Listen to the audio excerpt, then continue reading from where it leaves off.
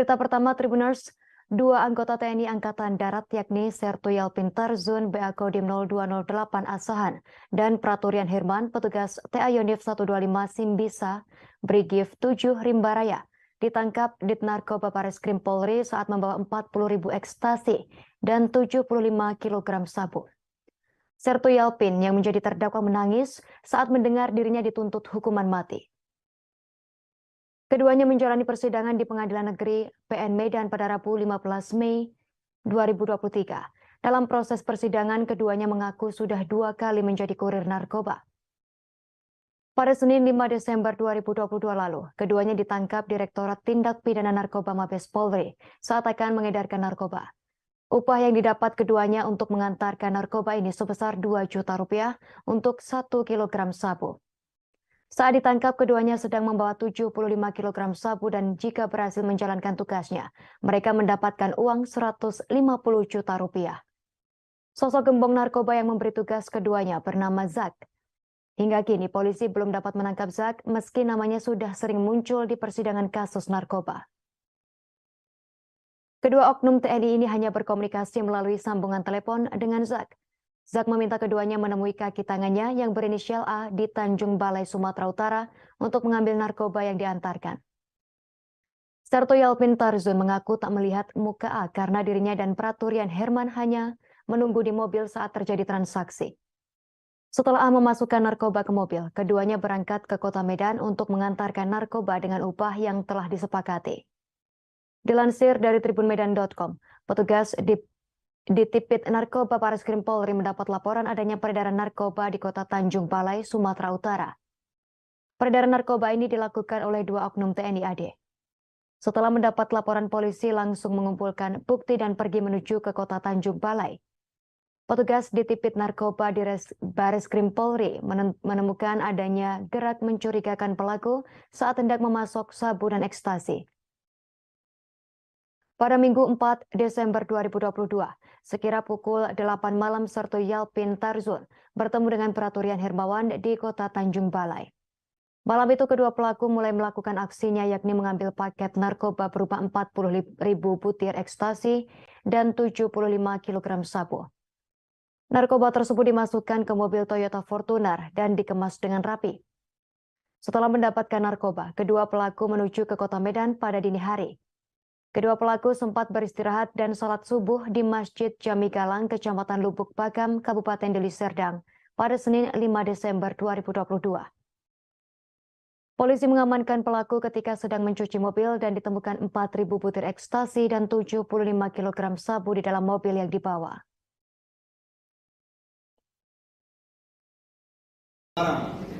Ya, barangnya kan narkotika berarti kan? Siap. Iya. Mobilnya ini ada Fortuner ya? Siap, betul. Siap, DK 1549 SR. Sama ya? Siap. Karena Dikasih bersama barangnya ini enggak? oh, jadi ketemu muka ya di Tanjung Balai dengan si A. Siap. Izin yang mulia, untuk kami tidak ketemu muka, kami hanya diarahkan dan buka pintu belakang, masuk barang, uangnya diserahkan sana untuk uang cash. Pengenangannya? Kami kendalikan di telepon, jadi kami terima barangnya, buka pintu belakang, masuk barang, uang di sana. Orang yang memasukkan barang ke mobil dan menyerahkan uang ke kalian itu belum tentu si A. Bukan si A, begitu? Siap. Saya kurang paham kalau Kurang paham, ya? karena saya hanya memegang Tidak ada pembicaraan. Berapa uang? Siap. 2 juta yang mulia.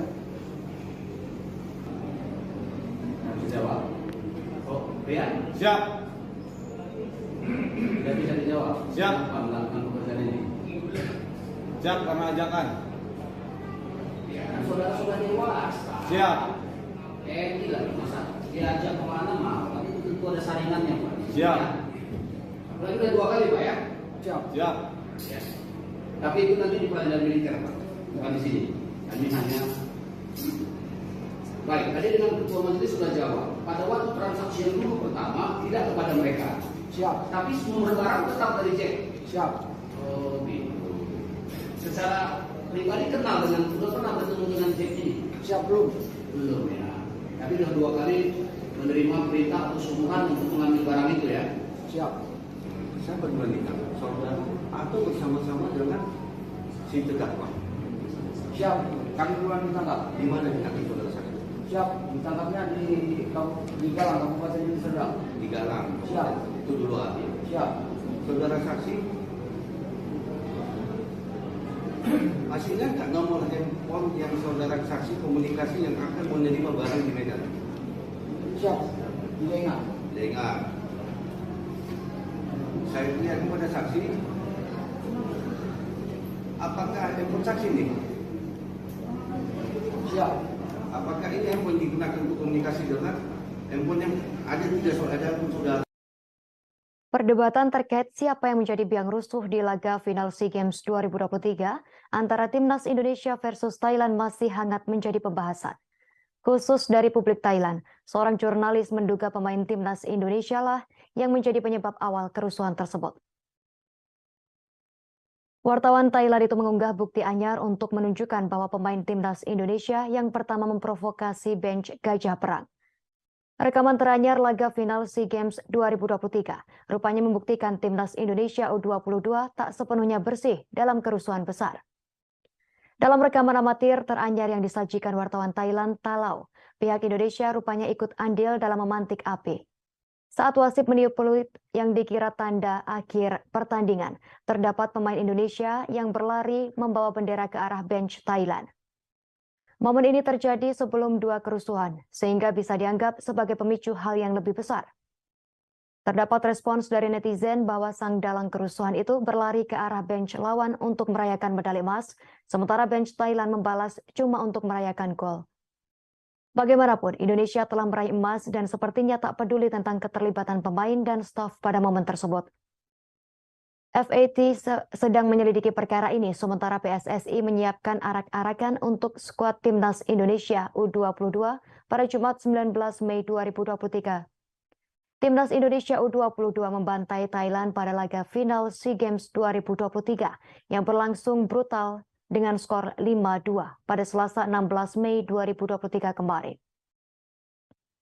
Pertandingan tersebut menyisakan cerita kerusuhan yang terjadi dua kali, saat Thailand menyamakan kedudukan 2-2 dan saat Indonesia mengembalikan keunggulan 3-2.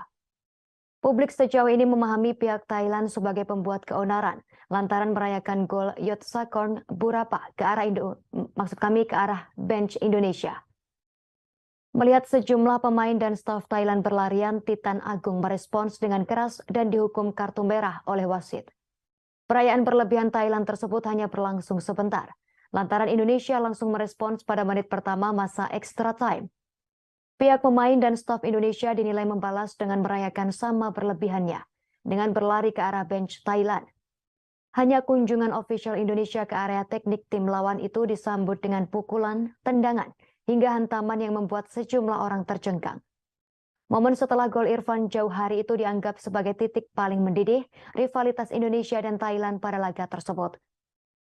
Pihak FAT berencana menyelidiki peristiwa tersebut untuk menghukum siapa yang bersalah dengan manajer Yuta Hanayim Karun memilih memundurkan diri.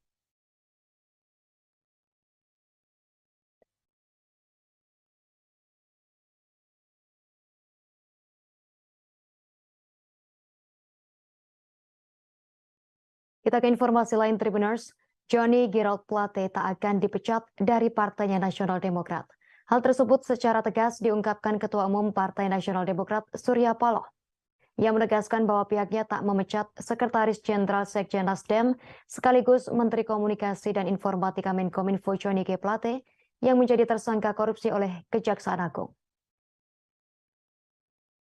Surya Paloh mengatakan Nasional Demokrat mengedepankan asas praduga tak bersalah, sehingga menanti proses pendalaman hukum.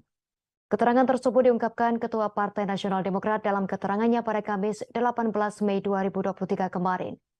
Adapun Plate menjadi tersangka kasus dugaan korupsi penyediaan menara base Transceiver Station BTS 4G dan infrastruktur pendukung 1, 2, 3, 4, dan 5 bakti Kementerian Kominfo tahun 2020 hingga 2022. Surya Paloh pun menunjuk Wasekjen Nasdem Hermawi Taslim sebagai PLT Sekjen Nasdem untuk menggantikan Plate yang saat ini sedang ditahan. Ia turut menegaskan bahwa Nasdem senantiasa menghormati setiap proses hukum yang berlangsung. Selain itu, Paloh juga mendesak proses hukum terhadap Plate harus bebas dari intervensi politik dan tekanan kekuasaan. Paloh juga meminta pada kader dan jajarannya untuk fokus pada kerja organisasi dan politik partai, utamanya dalam rangka pemenangan pemilu 2024 mendatang. Sementara itu, Menteri Koordinator Bidang Politik, Hukum, dan Keamanan Menko Polhukam Mahfud MD menyebut tower proyek BTS 4G Kominfo mangkrak. Hal tersebut diketahui ketika Badan Pengawasan Keuangan dan Pembangunan BPKP memeriksa keberadaan tower BTS tersebut melalui satelit. Terdapat setidaknya 985 tower BTS yang dijadikan sampel pun tak ada. Hanya barang-barang mati alias mangkrak. Mahfud menambahkan pada kurun Desember 2021 hingga Maret 2023 ditargetkan pembangunan 4.800 tower BTS. Akan tetapi hingga saat ini hanya terdapat 985 tower BTS 4G yang telah dibangun. Namun itu pun tak bisa digunakan. Sebelumnya Kejagung menetapkan Menteri Kominfo Johnny G. Plate sebagai tersangka seusai diperiksa di Gedung Bundar Kejagung, Jakarta. Plate resmi ditahan Kejagung selama 20 hari pertama di Rutan Salemba. Direktur Penyidikan Jampitsus Kejagung Kuntadi mengungkapkan penetapan tersangka terhadap Plate terkait wewenang dia sebagai pengguna anggaran dan posisinya sebagai menteri.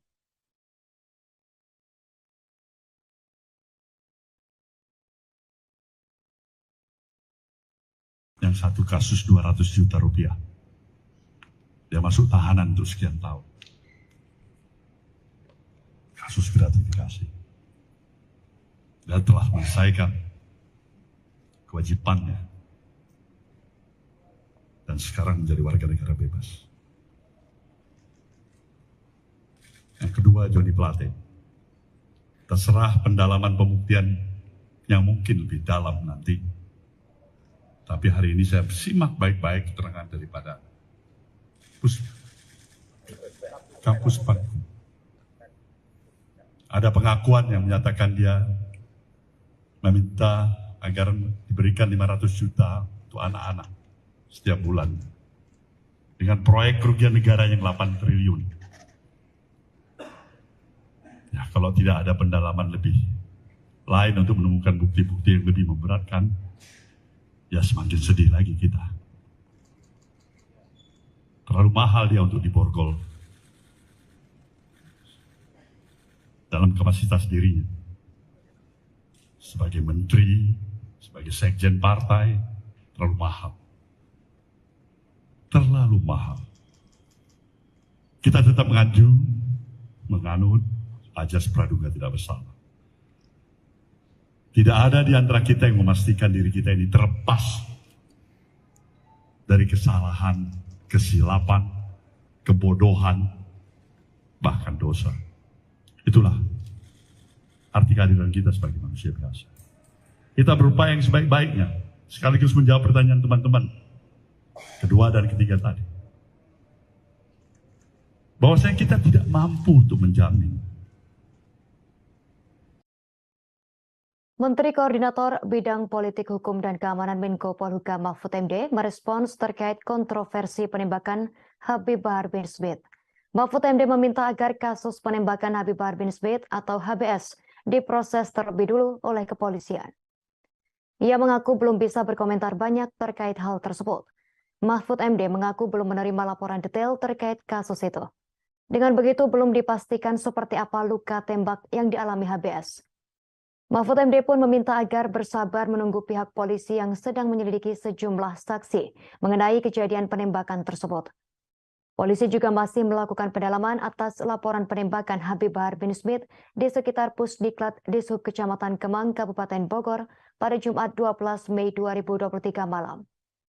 Saat ini, hasil visum dari HBS pun belum keluar. Alat bukti dan keterangan saksi masih terus dikumpulkan oleh pihak kepolisian. Sehingga sampai saat ini pihak penyidik dari kepolisian belum dapat memastikan atau menyimpulkan Habib Bahar bin Smith benar-benar menjadi korban penembakan. Menurut Irjen Sandi Nugroho, pihaknya juga masih menunggu hasil visum terhadap yang bersangkutan, serta menunggu perkembangan penanganan kasusnya dari Polda Jawa Barat dan Polres. Karena itu pihaknya tak bisa berandai-andai jika belum ada alat bukti lainnya. Dalam hal ini jika bisa dijadikan bahan untuk disampaikan ke masyarakat. Berdasarkan laporan yang diterima, penembakan terjadi di sekitaran Pusat Pendidikan dan Pelatihan Pusdiklat Dinas Perhubungan Dishub di Kecamatan Kemang, Kabupaten Bogor. Lokasi tersebut tak jauh dari Pondok Pesantren Tajul Alawiyin, Pabuaran, yang dipimpin oleh Bahar Smith. Sementara itu, Kepala Kepolisian Resor Bogor AKBP Iman Imanuddin menjelaskan pihaknya sudah menerima laporan dugaan penembakan terhadap Bahar bin Smith pada Jumat. Iman menerangkan polisi telah menggelar olah tempat kejadian perkara atas kejadian yang dilaporkan oleh Bahar bin Smith tersebut. Saat ini menurut kuasa hukumnya Ikhwan Tuan Kota, Bahar dalam kondisi baik-baik saja.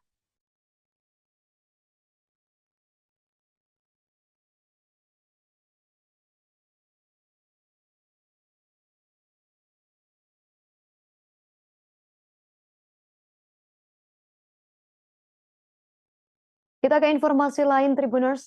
Presiden Joko Widodo melakukan kunjungan kerja kunker di Sumatera Utara pada Rabu 17 Mei 2023. Mengawali kunjungan kerjanya, ia melakukan inspeksi mendadak di ruas Jalan Gunting Saga Labuan Batu. Rombongan Presiden Joko Widodo pun sempat balik arah saat meninjau jalan rusak di Kabupaten Labuan Batu Utara, Sumatera Utara, tepatnya di Desa Sialang Taji, Kecamatan Kualuh Selatan.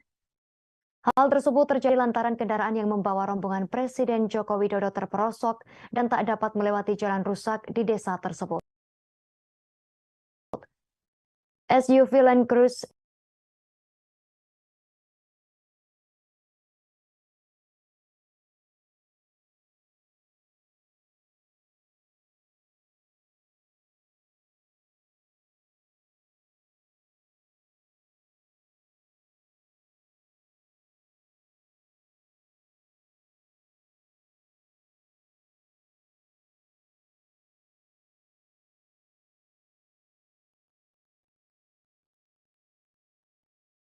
Hal itu terjadi lantaran kendaraan yang membawa rombongan Presiden Joko Widodo terperosok dan tak dapat melewati jalan rusak di desa tersebut. SUV Land Cruiser yang membawa Jokowi sempat tersangkut di jalan yang rusak dan berlubang. Presiden Jokowi pun turun dari mobil dan langsung berjalan kaki melihat kondisi lubang jalan yang digenangi air dan lumpur. Bahkan rombongan pun sempat memilih untuk putar balik. Dalam rute kunjungan, Jokowi didampingi Menteri PUPR Basuki Hadi Mulyono dan Wakil Gubernur Sumut Musa Rajehsa. Presiden dan rombongan meninjau jalan rusak terparah sepanjang sekitar 300 meter menuju Dusun Parit Alam, Desa Sonomartani. Dilansir dari video tersebut, mula-mula mobil Kepresidenan Indonesia 1 yang membawa Presiden Jokowi melintasi Jalan Gunting Saga. Kondisi jalan tak mulus, di beberapa bagian aspal terlihat mengelupas. Selain itu, lubang berukuran sedang dan besar terdapat di ruas jalan tersebut. Kondisi jalan juga diperparah dengan genangan air dan lumpur akibat tersiram hujan. Sehingga di lubang-lubang besar tampak genangan air bercampur dengan lumpur. Mobil Presiden melaju pelan-pelan. Saat tiba di ruas jalan yang berlubang besar, mobil berhenti tepat di hadapannya. Presiden Jokowi pun turun dari mobil dan langsung berjalan kaki melihat kondisi lubang jalan yang digenangi air dan lumpur tersebut. Kepala negara kemudian menanyakan beberapa hal tentang kondisi kepada Wakil Gubernur. Setelah mendapatkan informasi, Presiden Jokowi kemudian bergegas kembali memeriksa jalan. Presiden pun menyempatkan diri menyapa warga yang sudah menunggu di tepi jalan.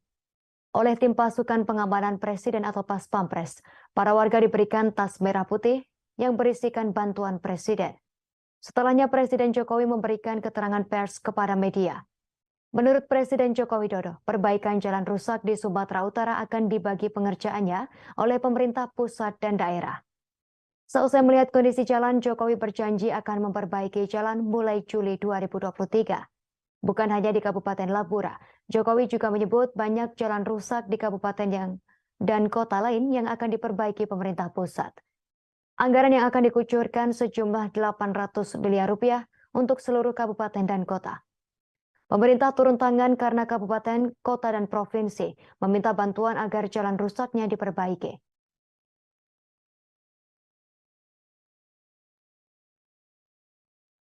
Salah satunya ini yang kita lihat di Labuan Batu Utara, di Labura. Sini ini ada 13 km, kemudian yang menuju ke Seledong, Tanjung Ledong, itu ada 17 km dengan keadaan yang kurang lebih sama seperti ini. Ini yang segera kita perbaiki, nanti akan dimulai perbaikan di lapangannya paling lambat Juli.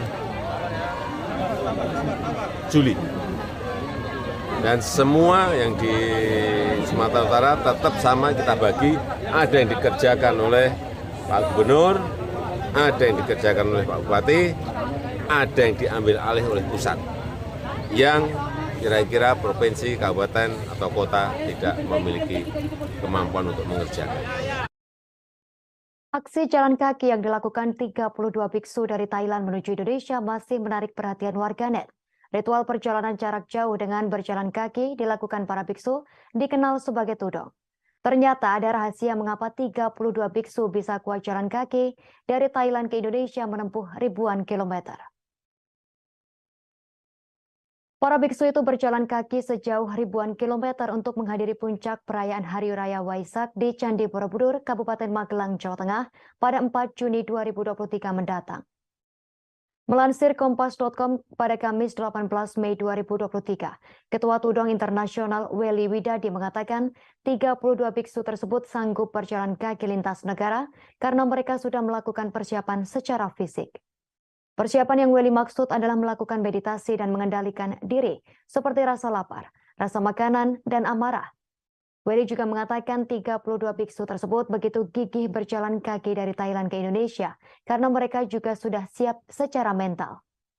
Hal tersebut diperlukan karena 32 biksu harus berjalan kaki melewati medan, cuaca, dan kondisi lingkungan yang bisa berubah sewaktu-waktu. Mereka berangkat sejak 2 bulan lalu dan selama perjalanan menghadapi tantangan berupa gelombang panas yang melanda Thailand. Sebanyak 32 biksu juga merasakan perubahan cuaca dari panas ke hujan ketika mereka tiba di Malaysia dan Indonesia.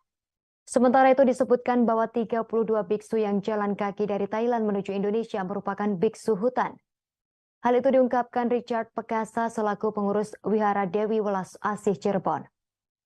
Meski demikian, para biksu tak benar-benar tinggal di tengah hutan melainkan di pinggir hutan yang masih dapat terhubung dengan kota atau desa. Richard menambahkan seorang yang telah menjadi biksu benar-benar mengurangi segala sesuatu yang sifatnya kedagingan. Dalam kehidupan sehari-hari, biksu benar-benar menjaga aturan makanannya. Mereka tak memakan makanan yang mengandung gula, minyak, madu, bahkan susu. Tak hanya itu, mereka juga mengambil barang yang didermakan berdasarkan kebutuhan mereka. Biksu hanya mengambil barang kebutuhan yang dianggap perlu seperti odol dan pasta gigi. Mereka juga hanya memiliki 2 jubah yang di setiap harinya dicuci secara bergiliran setelah beraktivitas. Menariknya lagi, mereka hanya menyimpan 1 mangkok untuk makan dan hidup dari satu vihara ke vihara yang lain.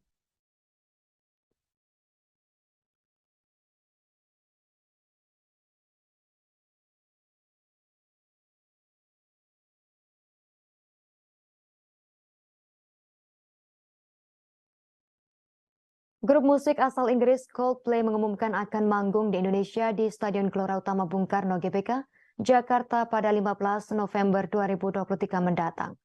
Setelah harga tiket konser Coldplay dirilis, tak sedikit fans mulai melakukan pinjaman online atau pinjol untuk membeli tiket tersebut. Pengamat sosial dari Universitas Indonesia, Devi Rahmawati, memberi pandangan terkait kasus ini. Soal orang-orang yang nekat mengajukan pinjaman online atau pinjol demi membeli tiket konser band Coldplay. Devi mengatakan hal yang demikian berhubungan erat dengan kapitalisme, yakni sistem ekonomi yang memberikan kebebasan penuh pada semua orang untuk melakukan kegiatan ekonomi agar memperoleh keuntungan. Di era digital ini, kegandrungan terhadap praktik konsumerisme atau paham atau gaya hidup yang menganggap sesuatu yang mewah sebagai ukuran kebahagiaan memang didorong. Menurut Devi, seseorang yang nekat mengajukan pinjol demi sesuatu yang dianggap bisa membuat dirinya bahagia tak sepenuhnya dilarang. Namun mereka harus memiliki literasi keuangan dan kemampuan untuk membayar utangnya. Menurutnya, orang yang membeli tiket Coldplay dengan pinjol bisa menghitung betul bahwa utangnya bisa ia bayar, maka tak masalah. Karena kenikmatan kebahagiaan yang ia peroleh itu begitu besar. Ia menuturkan kebahagiaan tersebut kadang-kadang tak bisa diukur dengan materi saja. Lebih lanjut, Devi menyampaikan bahwa mengajukan pinjol untuk sesuatu yang dianggap membahagiakan tak boleh dilakukan jika sama sekali tak ada kemampuan untuk membayar. Yang menjadi masalah adalah ketika pilihan untuk membeli tiket Coldplay pada pinjol dilakukan tanpa pertimbangan pengetahuan keuangan dan kesiapan diri. Hal ini kan sudah menjadi masalah besar di ruang digital.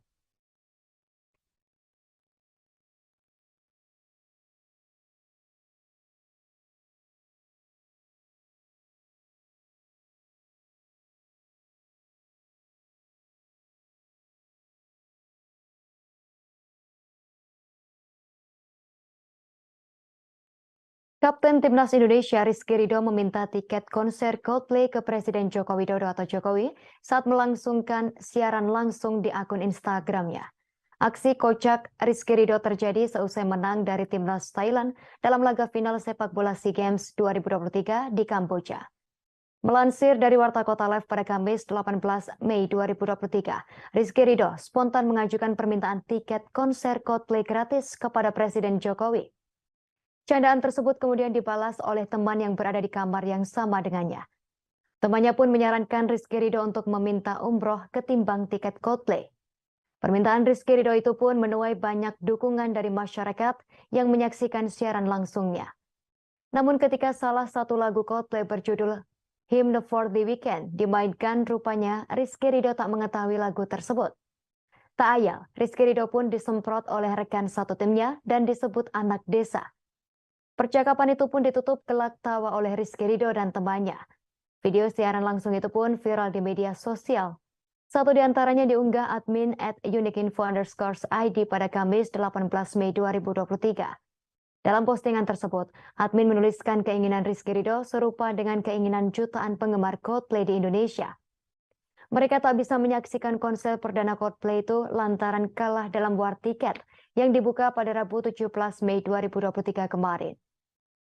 Status itu pun ramai ditanggapi oleh masyarakat. Mereka pun sepakat dengan pernyataan admin atas keinginan Rizky Ridho tersebut. Pak Jokowi dapat emas gratis tiket Coldplay.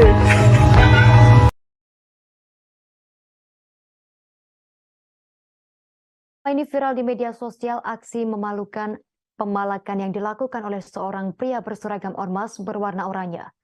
Pria tersebut disebut melakukan pemalakan ke seorang sopir truk di Jalan Raya Letkol Atang Sanjaya, Desa Bantarjaya, Kecamatan Ranca Bungur, Kabupaten Bogor, pada Selasa 16 Mei 2023. Dalam video yang diunggah akun Instagram @bogor_update, seorang pemuda berseragam ormas itu meminta uang ke sopir truk gas LPG sebesar Rp10.000. Tak memberikan uang yang diminta, sopir truk yang juga merekam kejadian tersebut berdalih bahwa ia sudah membayar pajak dan tak perlu memberikan uang kepada pria tersebut. Namun pria itu justru tak mau tahu alasan sang sopir. Ia menyebut bahwa jalur yang dilewati sopir tersebut merupakan jalurnya. Untuk itu, pria berseragam ormas itu menyebut barang siapa yang melewati wilayahnya harus membayar uang Rp10.000. Mendengar pernyataan itu, sang sopir lantas menyebut sudah bertahun-tahun melewati kawasan itu dan tak pernah dimintai uang seperti itu. Hal yang menunjukkan lagi, oknum berseragam ormas itu lantas menyebut bahwa peraturan itu baru saja ia buat.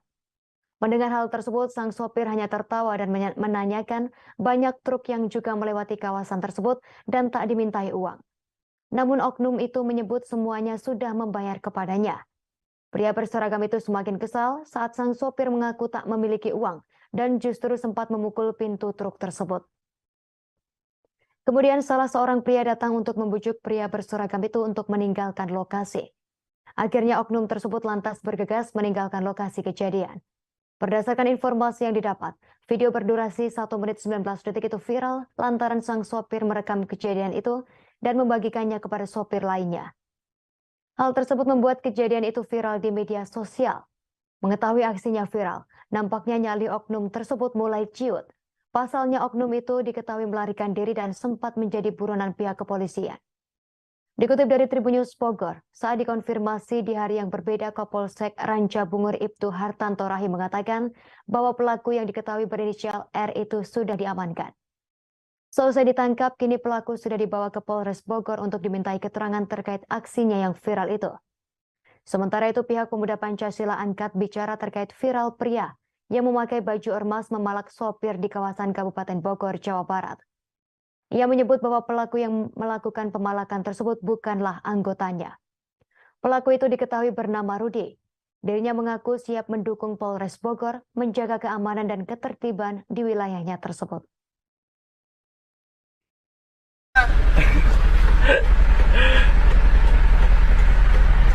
Saya mau di sini bayar pajak kan udah. Gua nggak nanya lu bayar pajak, lu ngelewat wilayah gua. Saya udah berapa tahun Pak lewat sini. Joseph peraturannya baru sekarang nih gua buat. Itu banyak truk yang lewat.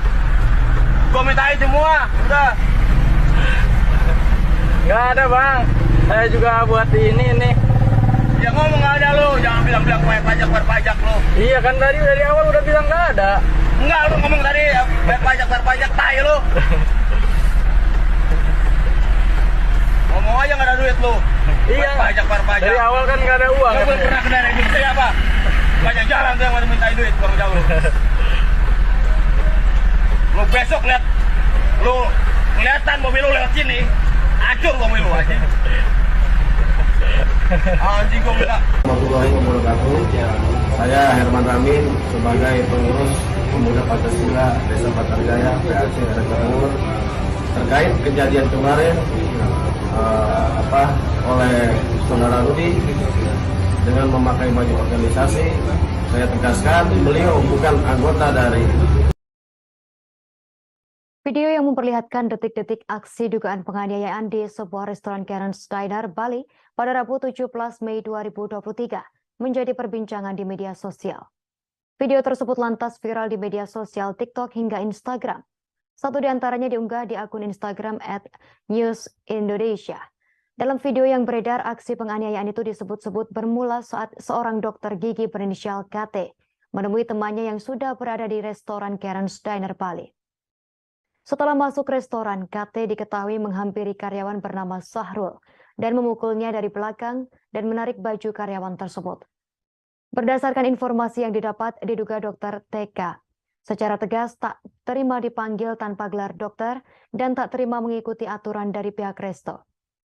Dari rekaman CCTV di lokasi kejadian, diduga karyawan bernama Tiara lantas menghampiri KT dan mencoba melerai. Tak hanya itu, Tiara juga terlihat bergegas mengambil tata tertib atau house rules saat berada di resto tersebut. Bukannya membacanya, KT justru membanting house rules yang dibawa oleh Tiara. Tak berhenti sampai di situ saja, ia juga mendorong Tiara hingga situasi semakin memanas. Dikutip dari laman Tribun Bali, kejadian tersebut sudah dilaporkan ke pihak yang berwajib oleh karyawan Karen's Diner. Melalui akun Instagram pribadinya, KT menyampaikan permohonan maaf kepada seluruh korban yang dianiaya, salah satunya Tiara G. Alicia. Dalam unggahannya, KT mengungkap dirinya sempat menjambak rambut Tiara karena membela temannya tersebut. Meskipun sudah mengunggah video permohonan maaf, proses hukum tetap berjalan. Kadit Reskrim Polsek Kuta Utara, Ibtu Muhammad Amir yang dikonfirmasi pada Rabu 17 Mei 2023 membenarkan kejadian tersebut. Terkait pemeriksaan, Amir mengakui ada 2 orang yang diperiksa atau dimintai keterangan. Pemeriksaan sudah dilakukan kepada pelapor dan saksi pelapor. Sementara itu, saat dikonfirmasi tribunnews.com, Kapolsek Kuta Utara, Kompol Imade Pramastia mengatakan bahwa kasus penganiayaan tersebut dalam proses penanganan. Ia juga menyebutkan bahwa dokter tersebut sudah dipanggil untuk dilakukan pemeriksaan. Terkait dengan kasus penganiayaan di Karen's Diner, pihak resto akhirnya buka suara. Melalui pengumuman resmi, Karen's Diner turut prihatin atas kejadian yang menimpa staf dan menyayangkan kejadian penganiayaan tersebut. Pasalnya, sejak awal Karen's Diner memiliki konsep pelayanan dengan gimmick tak ramah dan judes.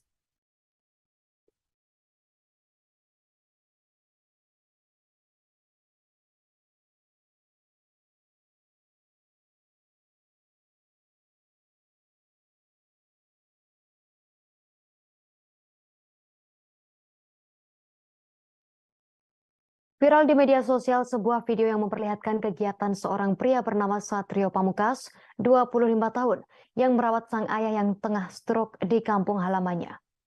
Video yang diunggah di akun TikToknya @satrioojon itu kini telah dilihat 5 juta kali. Dalam video yang viral, Satrio memperlihatkan kesehariannya saat memandikan sang ayah yang sakit stroke dan memiliki keterbatasan dalam bergerak. Di video tersebut juga tertulis berbagai pertanyaan dari rekan-rekannya setiap bertemu. Seperti menanyakan alasan dirinya belum menikah, mengapa di rumah terus dan alasan tak mau merantau. Rupanya video yang ia unggah itu seakan menjadi jawaban dari berbagai pertanyaan yang sering kali ia dapatkan itu. Diketahui Satrio yang saat ini tinggal di Yogyakarta itu sempat memiliki mimpi untuk merantau ke Jakarta. Pasalnya hampir 80% teman-temannya sudah merantau ke Jakarta. Satrio mengaku sempat mencoba mendaftarkan diri di sebuah perusahaan di Jakarta melalui sebuah website. Saat itu ia diterima dengan tawaran gaji UMR Jakarta.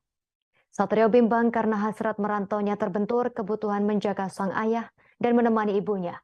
Akhirnya mimpinya itu harus ia kubur dahulu dan memilih untuk merawat sang ayah yang sakit sejak 2016 silam. Tak hanya itu, pesan dari sang ibu yang masih ingin ditemani Satrio membuat pria berusia 25 tahun tersebut mengurungkan niatnya untuk merantau. Hal itu diungkapkan Satrio saat Satrio dihubungi pada Selasa 16 Mei 2023, dikutip dari Tribun Jakarta. Anak ketiga dari 4 bersaudara ini menyebut hanya dirinya lah yang saat ini bisa diandalkan untuk merawat sang ayah. Pasalnya 2 kakaknya telah menikah dan 1 diantaranya berada di luar Yogyakarta, sedangkan ia masih memiliki 1 adik perempuan yang masih bersekolah. Satrio menyebut adiknya itu tak bisa memandikan serta mengangkat sang ayah. Rupanya ada pesan dari ibundanya yang juga membuatnya ikhlas dengan keadaannya saat ini. Berdasarkan keterangan dari Satrio, ibundanya pernah mengatakan keputusannya untuk merawat orang tua itu merupakan suatu kebaikan yang sedang ia lakukan ke dirinya sendiri. Meski kini memilih untuk tak merantau ke Jakarta, Satrio mengaku merasa bahagia bisa merawat dan berbakti kepada orang tuanya. Diungkapkan Satrio, setiap pagi ia bangun pukul 4 dini hari dan bergegas ke kamar sang ayah. Setelah itu ia memasak air panas untuk mandi sang ayah. Sambil menunggu air panas yang dimasak, Satrio biasanya menyempatkan diri untuk salat subuh. Setelah selesai memandikan sang ayah, ia kemudian membelikan sarapan untuk ayahnya dan menyuapinya. Bila sempat, Satrio juga seringkali mengantarkan sang ibu ke pasar. Sesampainya di rumah, ia kemudian kembali menyuapi ayahnya dan melanjutkan berbincang-bincang dengan sang ibu.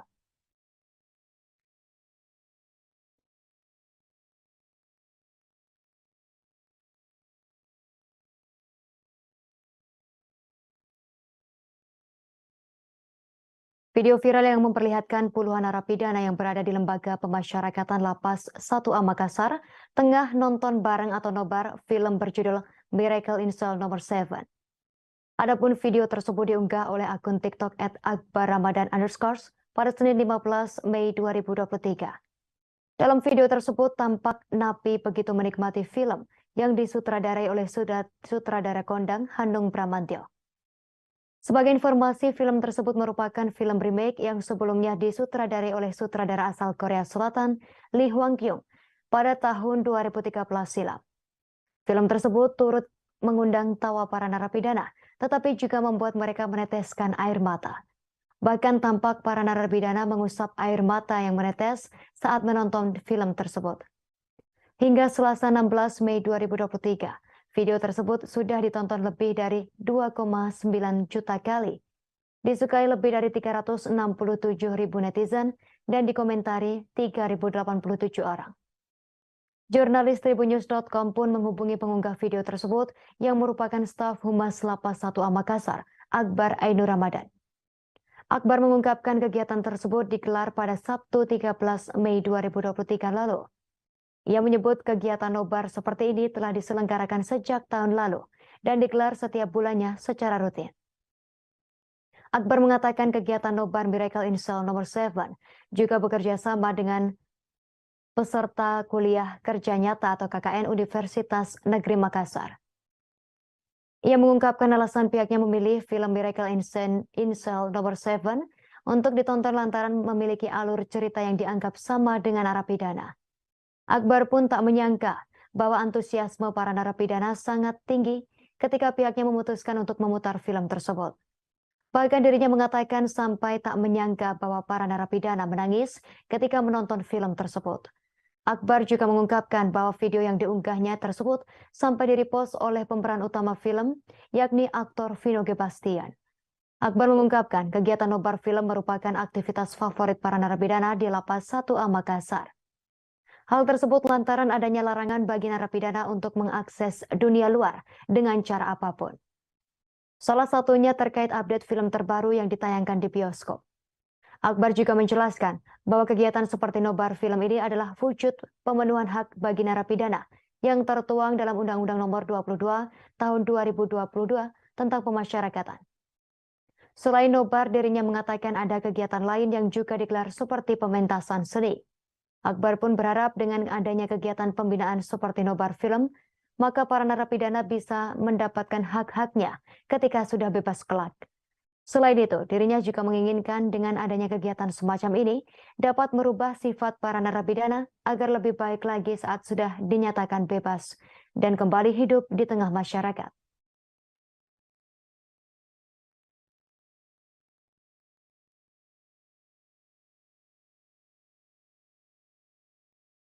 Kita masuk berita pertama, Tribuners.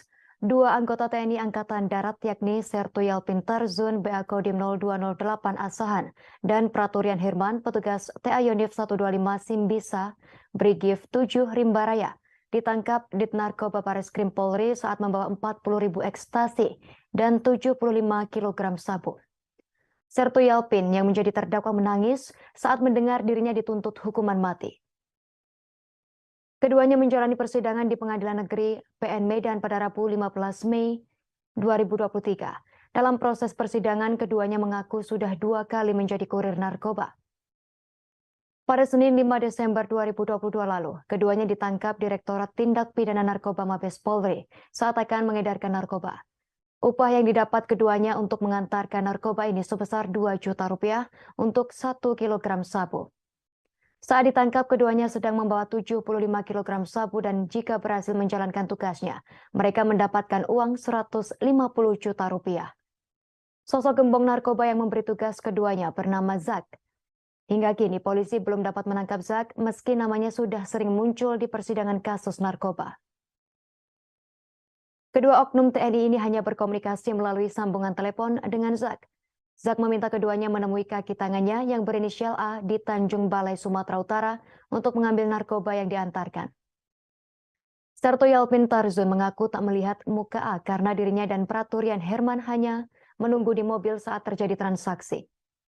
Setelah A memasukkan narkoba ke mobil, keduanya berangkat ke kota Medan untuk mengantarkan narkoba dengan upah yang telah disepakati. Dilansir dari tribunmedan.com, petugas di Tipit Narkoba Bareskrim Polri mendapat laporan adanya peredaran narkoba di kota Tanjung Balai, Sumatera Utara. Peredaran narkoba ini dilakukan oleh 2 oknum TNI AD. Setelah mendapat laporan, polisi langsung mengumpulkan bukti dan pergi menuju ke kota Tanjung Balai. Petugas di Tipit Narkoba di Bareskrim Polri menemukan adanya gerak mencurigakan pelaku saat hendak memasok sabu dan ekstasi.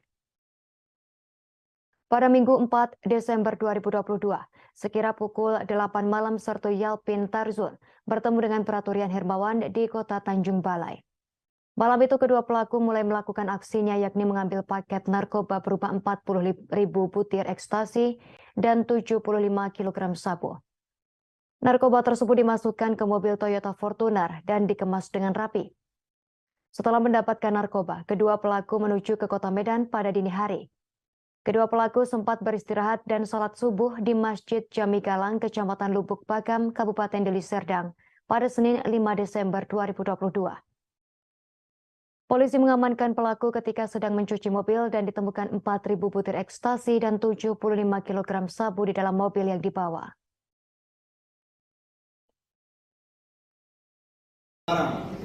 Ya, barangnya kan narkotika berarti kan? Siap. Iya. Mobilnya ini ada Fortuner ya? Siap, betul.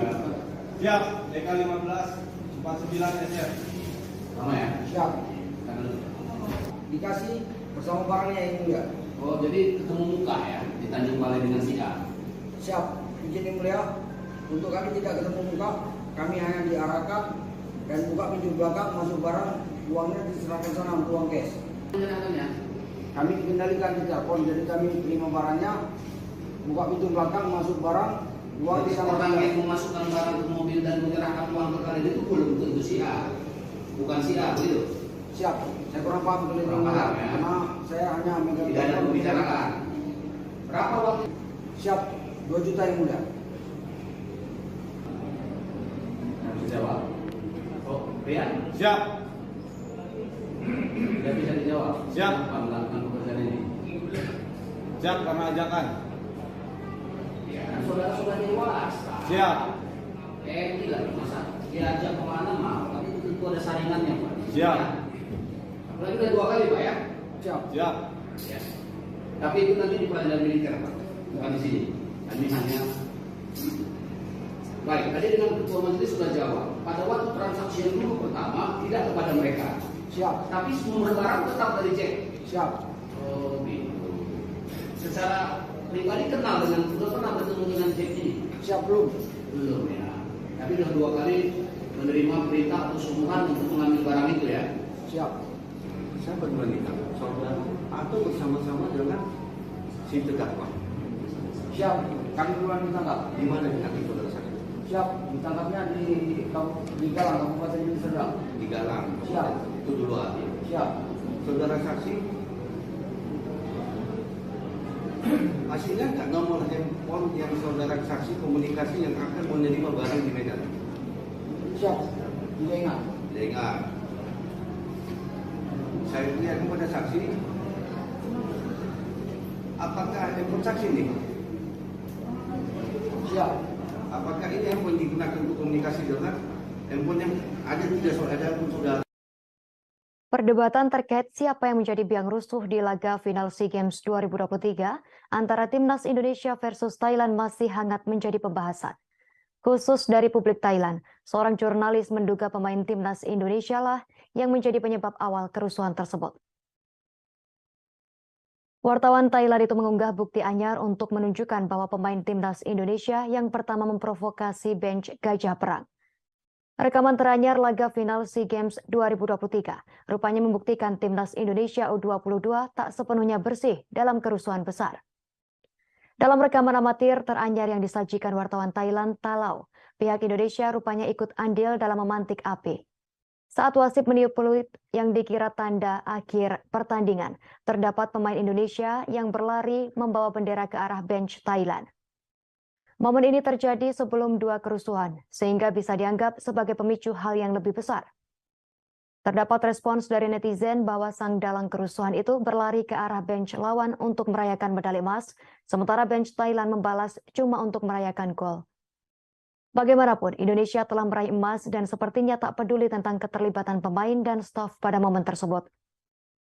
FAT sedang menyelidiki perkara ini, sementara PSSI menyiapkan arak-arakan untuk skuad Timnas Indonesia U22 pada Jumat 19 Mei 2023.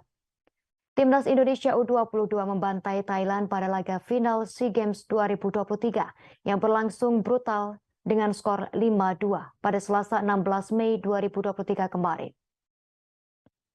Pertandingan tersebut menyisakan cerita kerusuhan yang terjadi 2 kali, saat Thailand menyamakan kedudukan 2-2 dan saat Indonesia mengembalikan keunggulan 3-2.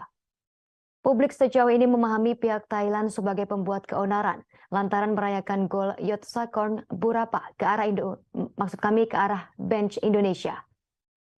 Melihat sejumlah pemain dan staf Thailand berlarian, Titan Agung merespons dengan keras dan dihukum kartu merah oleh wasit. Perayaan berlebihan Thailand tersebut hanya berlangsung sebentar, lantaran Indonesia langsung merespons pada menit pertama masa extra time.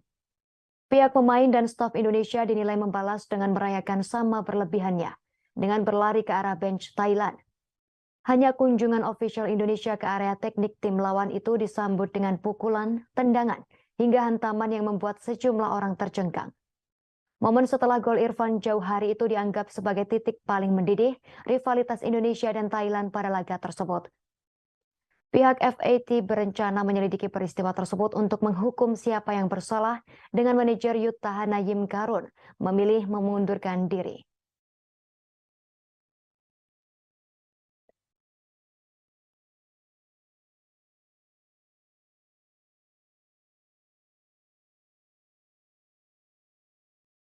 Kita ke informasi lain, Tribuners. Johnny Gerald Plate tak akan dipecat dari Partainya Nasional Demokrat. Hal tersebut secara tegas diungkapkan Ketua Umum Partai Nasional Demokrat Surya Paloh. Ia menegaskan bahwa pihaknya tak memecat Sekretaris Jenderal Sekjen Nasdem sekaligus Menteri Komunikasi dan Informatika Menkominfo Johnny G. Plate yang menjadi tersangka korupsi oleh Kejaksaan Agung. Surya Paloh mengatakan Nasional Demokrat mengedepankan asas praduga tak bersalah, sehingga menanti proses pendalaman hukum.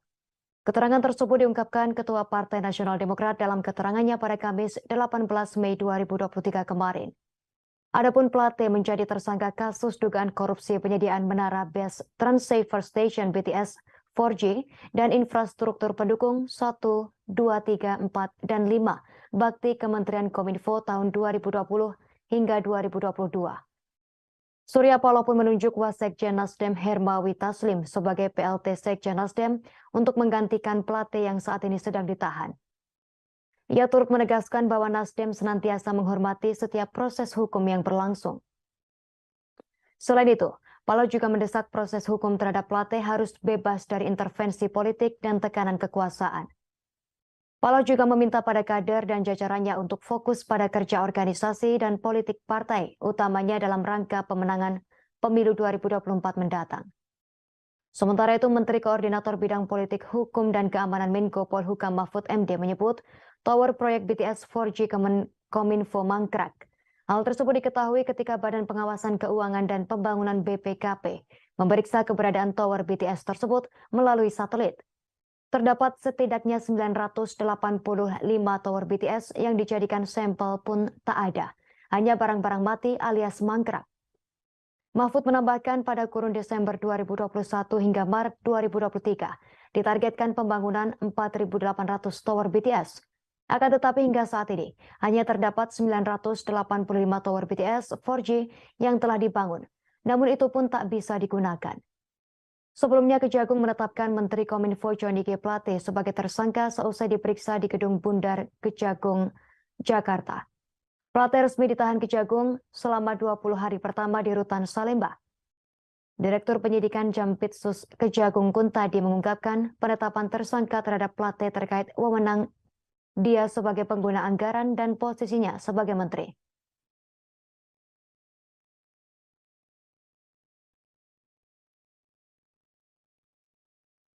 Yang satu kasus 200 juta rupiah. Dia masuk tahanan untuk sekian tahun. Kasus gratifikasi. Dia telah menyelesaikan kewajibannya. Dan sekarang menjadi warga negara bebas. Yang kedua, Johnny Plate. Terserah pendalaman pembuktian yang mungkin lebih dalam nanti. Tapi hari ini saya simak baik-baik keterangan daripada Kampus Pangku. Ada pengakuan yang menyatakan dia meminta agar diberikan 500 juta untuk anak-anak setiap bulan. Dengan proyek kerugian negara yang 8 triliun. Ya, kalau tidak ada pendalaman lebih lain untuk menemukan bukti-bukti yang lebih memberatkan, ya semakin sedih lagi kita. Terlalu mahal dia untuk diborgol dalam kapasitas dirinya. Sebagai menteri, sebagai sekjen partai, terlalu mahal. Terlalu mahal. Kita tetap menganut ajas praduga tidak bersalah. Tidak ada di antara kita yang memastikan diri kita ini terlepas dari kesalahan, kesilapan, kebodohan, bahkan dosa. Itulah arti kehadiran kita sebagai manusia biasa. Kita berupaya yang sebaik-baiknya, sekaligus menjawab pertanyaan teman-teman kedua dan ketiga tadi. Bahwasanya kita tidak mampu untuk menjamin. Menteri Koordinator Bidang Politik, Hukum, dan Keamanan Menko Polhukam Mahfud MD merespons terkait kontroversi penembakan Habib Bahar bin Smith. Mahfud MD meminta agar kasus penembakan Habib Bahar bin Smith atau HBS diproses terlebih dulu oleh kepolisian. Ia mengaku belum bisa berkomentar banyak terkait hal tersebut. Mahfud MD mengaku belum menerima laporan detail terkait kasus itu. Dengan begitu belum dipastikan seperti apa luka tembak yang dialami HBS. Mahfud MD pun meminta agar bersabar menunggu pihak polisi yang sedang menyelidiki sejumlah saksi mengenai kejadian penembakan tersebut. Polisi juga masih melakukan pendalaman atas laporan penembakan Habib Bahar bin Smith di sekitar Pusdiklat Dishub Kecamatan Kemang, Kabupaten Bogor pada Jumat 12 Mei 2023 malam. Saat ini, hasil visum dari HBS pun belum keluar. Alat bukti dan keterangan saksi masih terus dikumpulkan oleh pihak kepolisian. Sehingga sampai saat ini pihak penyidik dari kepolisian belum dapat memastikan atau menyimpulkan Habib Bahar bin Smith benar-benar menjadi korban penembakan. Menurut Irjen Sandi Nugroho, pihaknya juga masih menunggu hasil visum terhadap yang bersangkutan, serta menunggu perkembangan penanganan kasusnya dari Polda Jawa Barat dan Polres. Karena itu pihaknya tak bisa berandai-andai jika belum ada alat bukti lainnya. Dalam hal ini jika bisa dijadikan bahan untuk disampaikan ke masyarakat. Berdasarkan laporan yang diterima, penembakan terjadi di sekitaran Pusat Pendidikan dan Pelatihan Pusdiklat Dinas Perhubungan Dishub di Kecamatan Kemang, Kabupaten Bogor. Lokasi tersebut tak jauh dari Pondok Pesantren Tajul Alawiyin Pabuaran yang dipimpin oleh Bahar Smith. Sementara itu, Kepala Kepolisian Resor Bogor AKBP Iman Imanuddin menjelaskan pihaknya sudah menerima laporan dugaan penembakan terhadap Bahar bin Smith pada Jumat. Iman menerangkan polisi telah menggelar olah tempat kejadian perkara atas kejadian yang dilaporkan oleh Bahar bin Smith tersebut. Saat ini menurut kuasa hukumnya Ikhwan Tuan Kota, Bahar dalam kondisi baik-baik saja.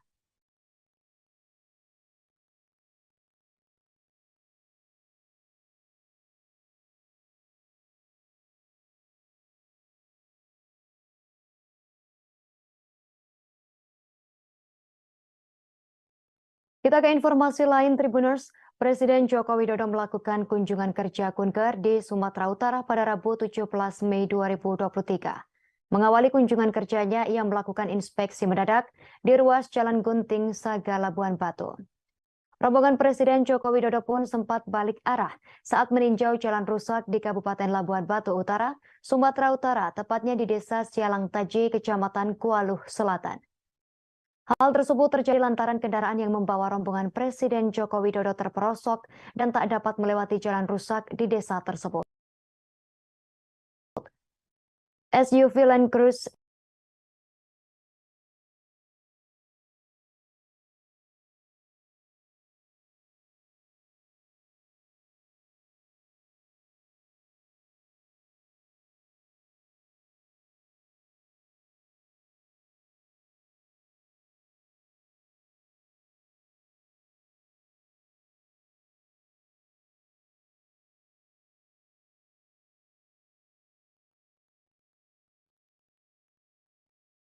Hal itu terjadi lantaran kendaraan yang membawa rombongan Presiden Joko Widodo terperosok dan tak dapat melewati jalan rusak di desa tersebut. SUV Land Cruiser yang membawa Jokowi sempat tersangkut di jalan yang rusak dan berlubang. Presiden Jokowi pun turun dari mobil dan langsung berjalan kaki melihat kondisi lubang jalan yang digenangi air dan lumpur. Bahkan rombongan pun sempat memilih untuk putar balik. Dalam rute kunjungan, Jokowi didampingi Menteri PUPR Basuki Hadi Mulyono dan Wakil Gubernur Sumut Musa Rajehsa. Presiden dan rombongan meninjau jalan rusak terparah sepanjang sekitar 300 meter menuju Dusun Parit Alam, Desa Sonomartani. Dilansir dari video tersebut, mula-mula mobil Kepresidenan Indonesia 1 yang membawa Presiden Jokowi melintasi Jalan Gunting Saga. Kondisi jalan tak mulus, di beberapa bagian aspal terlihat mengelupas. Selain itu, lubang berukuran sedang dan besar terdapat di ruas jalan tersebut. Kondisi jalan juga diperparah dengan genangan air dan lumpur akibat tersiram hujan. Sehingga di lubang-lubang besar tampak genangan air bercampur dengan lumpur. Mobil Presiden melaju pelan-pelan. Saat tiba di ruas jalan yang berlubang besar, mobil berhenti tepat di hadapannya. Presiden Jokowi pun turun dari mobil dan langsung berjalan kaki melihat kondisi lubang jalan yang digenangi air dan lumpur tersebut. Kepala negara kemudian menanyakan beberapa hal tentang kondisi kepada Wakil Gubernur. Setelah mendapatkan informasi, Presiden Jokowi kemudian bergegas kembali memeriksa jalan. Presiden pun menyempatkan diri menyapa warga yang sudah menunggu di tepi jalan. Oleh tim pasukan pengamanan Presiden atau Pas Pampres, para warga diberikan tas merah putih yang berisikan bantuan Presiden. Setelahnya Presiden Jokowi memberikan keterangan pers kepada media. Menurut Presiden Joko Widodo, perbaikan jalan rusak di Sumatera Utara akan dibagi pengerjaannya oleh pemerintah pusat dan daerah. Seusai melihat kondisi jalan, Jokowi berjanji akan memperbaiki jalan mulai Juli 2023. Bukan hanya di Kabupaten Labura, Jokowi juga menyebut banyak jalan rusak di kabupaten dan kota lain yang akan diperbaiki pemerintah pusat. Anggaran yang akan dikucurkan sejumlah 800 miliar rupiah untuk seluruh kabupaten dan kota. Pemerintah turun tangan karena kabupaten, kota, dan provinsi meminta bantuan agar jalan rusaknya diperbaiki.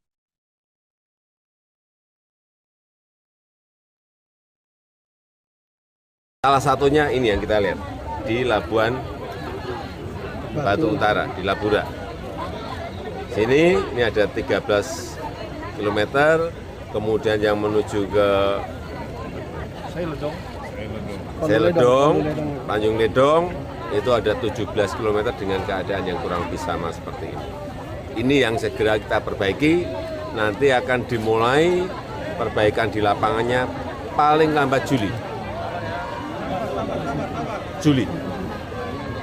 Dan semua yang di Sumatera Utara tetap sama kita bagi, ada yang dikerjakan oleh Pak Gubernur, ada yang dikerjakan oleh Pak Bupati, ada yang diambil alih oleh pusat. Yang kira-kira provinsi, kabupaten, atau kota tidak memiliki kemampuan untuk mengerjakan. Aksi jalan kaki yang dilakukan 32 biksu dari Thailand menuju Indonesia masih menarik perhatian warganet. Ritual perjalanan jarak jauh dengan berjalan kaki dilakukan para biksu dikenal sebagai tudong. Ternyata ada rahasia mengapa 32 biksu bisa kuat jalan kaki dari Thailand ke Indonesia menempuh ribuan kilometer. Para biksu itu berjalan kaki sejauh ribuan kilometer untuk menghadiri puncak perayaan Hari Raya Waisak di Candi Borobudur, Kabupaten Magelang, Jawa Tengah pada 4 Juni 2023 mendatang.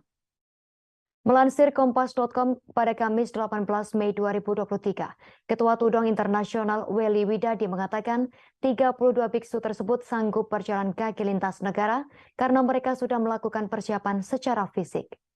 Persiapan yang Welly maksud adalah melakukan meditasi dan mengendalikan diri seperti rasa lapar, rasa makanan, dan amarah. Welly juga mengatakan 32 biksu tersebut begitu gigih berjalan kaki dari Thailand ke Indonesia karena mereka juga sudah siap secara mental. Hal tersebut diperlukan karena 32 biksu harus berjalan kaki melewati medan, cuaca, dan kondisi lingkungan yang bisa berubah sewaktu-waktu. Mereka berangkat sejak 2 bulan lalu dan selama perjalanan menghadapi tantangan berupa gelombang panas yang melanda Thailand. Sebanyak 32 biksu juga merasakan perubahan cuaca dari panas ke hujan ketika mereka tiba di Malaysia dan Indonesia. Sementara itu disebutkan bahwa 32 biksu yang jalan kaki dari Thailand menuju Indonesia merupakan biksu hutan. Hal itu diungkapkan Richard Pekasa selaku pengurus Wihara Dewi Welas Asih Cirebon. Meski demikian, para biksu tak benar-benar tinggal di tengah hutan, melainkan di pinggir hutan yang masih dapat terhubung dengan kota atau desa. Richard menambahkan seorang yang telah menjadi biksu benar-benar mengurangi segala sesuatu yang sifatnya kedagingan. Dalam kehidupan sehari-hari, biksu benar-benar menjaga aturan makanannya. Mereka tak memakan makanan yang mengandung gula, minyak, madu, bahkan susu. Tak hanya itu, mereka juga mengambil barang yang didermakan berdasarkan kebutuhan mereka. Biksu hanya mengambil barang kebutuhan yang dianggap perlu seperti odol dan pasta gigi. Mereka juga hanya memiliki 2 jubah yang di setiap harinya dicuci secara bergiliran setelah beraktivitas. Menariknya lagi, mereka hanya menyimpan 1 mangkok untuk makan dan hidup dari satu vihara ke vihara yang lain.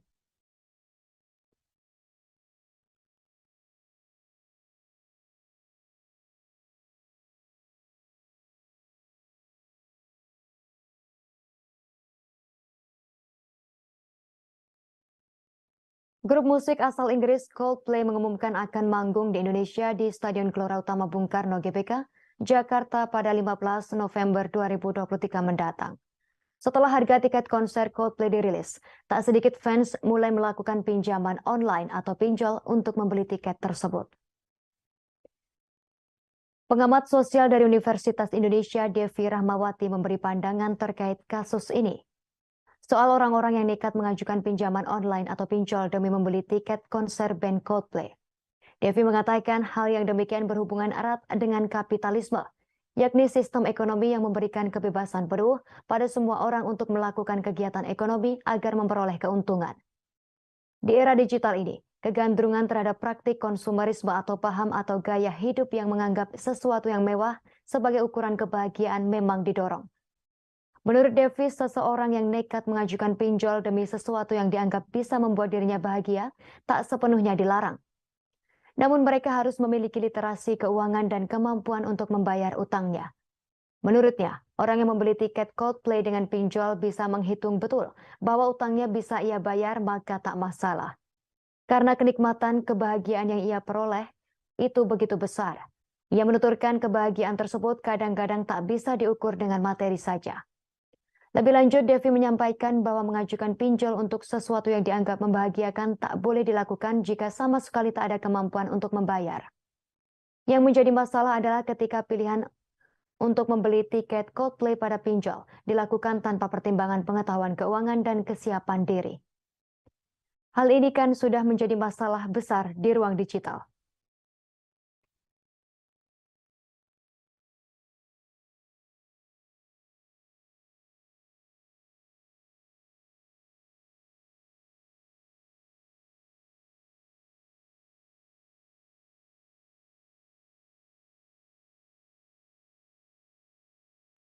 Kapten Timnas Indonesia Rizky Ridho meminta tiket konser Coldplay ke Presiden Joko Widodo atau Jokowi saat melangsungkan siaran langsung di akun Instagramnya.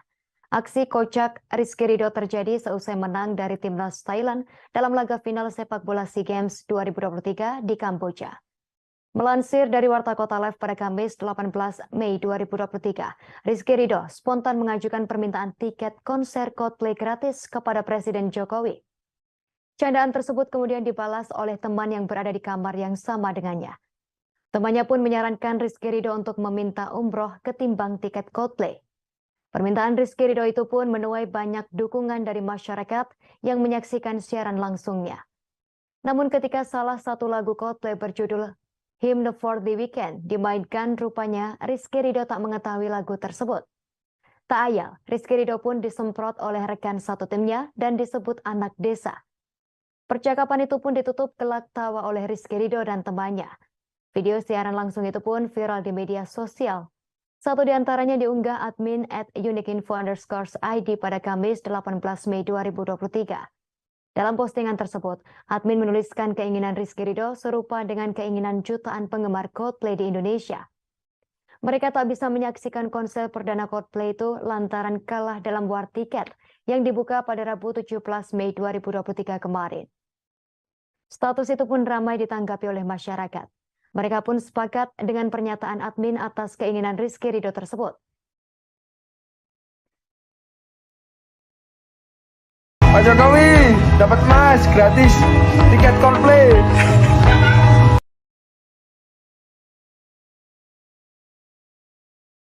Ini viral di media sosial aksi memalukan pemalakan yang dilakukan oleh seorang pria berseragam ormas berwarna oranye. Pria tersebut disebut melakukan pemalakan ke seorang sopir truk di Jalan Raya Letkol Atang Sanjaya, Desa Bantarjaya, Kecamatan Ranca Bungur, Kabupaten Bogor, pada Selasa 16 Mei 2023. Dalam video yang diunggah akun Instagram @bogor_update, seorang pemuda berseragam ormas itu meminta uang ke sopir truk gas LPG sebesar Rp10.000. Tak memberikan uang yang diminta, sopir truk yang juga merekam kejadian tersebut berdalih bahwa ia sudah membayar pajak dan tak perlu memberikan uang kepada pria tersebut. Namun pria itu justru tak mau tahu alasan sang sopir. Ia menyebut bahwa jalur yang dilewati sopir tersebut merupakan jalurnya. Untuk itu, pria berseragam ormas itu menyebut barang siapa yang melewati wilayahnya harus membayar uang Rp10.000. Mendengar pernyataan itu, sang sopir lantas menyebut sudah bertahun-tahun melewati kawasan itu dan tak pernah dimintai uang seperti itu. Hal yang menunjukkan lagi, oknum berseragam ormas itu lantas menyebut bahwa peraturan itu baru saja ia buat. Mendengar hal tersebut, sang sopir hanya tertawa dan menanyakan banyak truk yang juga melewati kawasan tersebut dan tak dimintai uang. Namun oknum itu menyebut semuanya sudah membayar kepadanya. Pria berseragam itu semakin kesal saat sang sopir mengaku tak memiliki uang dan justru sempat memukul pintu truk tersebut. Kemudian salah seorang pria datang untuk membujuk pria berseragam itu untuk meninggalkan lokasi. Akhirnya oknum tersebut lantas bergegas meninggalkan lokasi kejadian.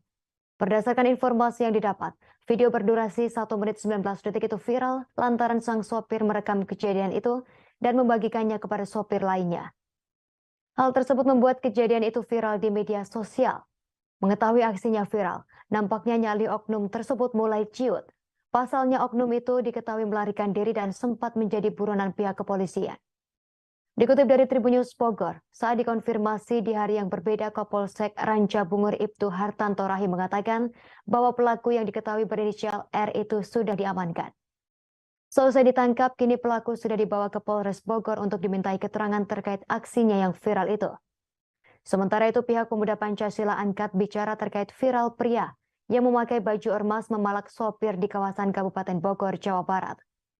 Ia menyebut bahwa pelaku yang melakukan pemalakan tersebut bukanlah anggotanya.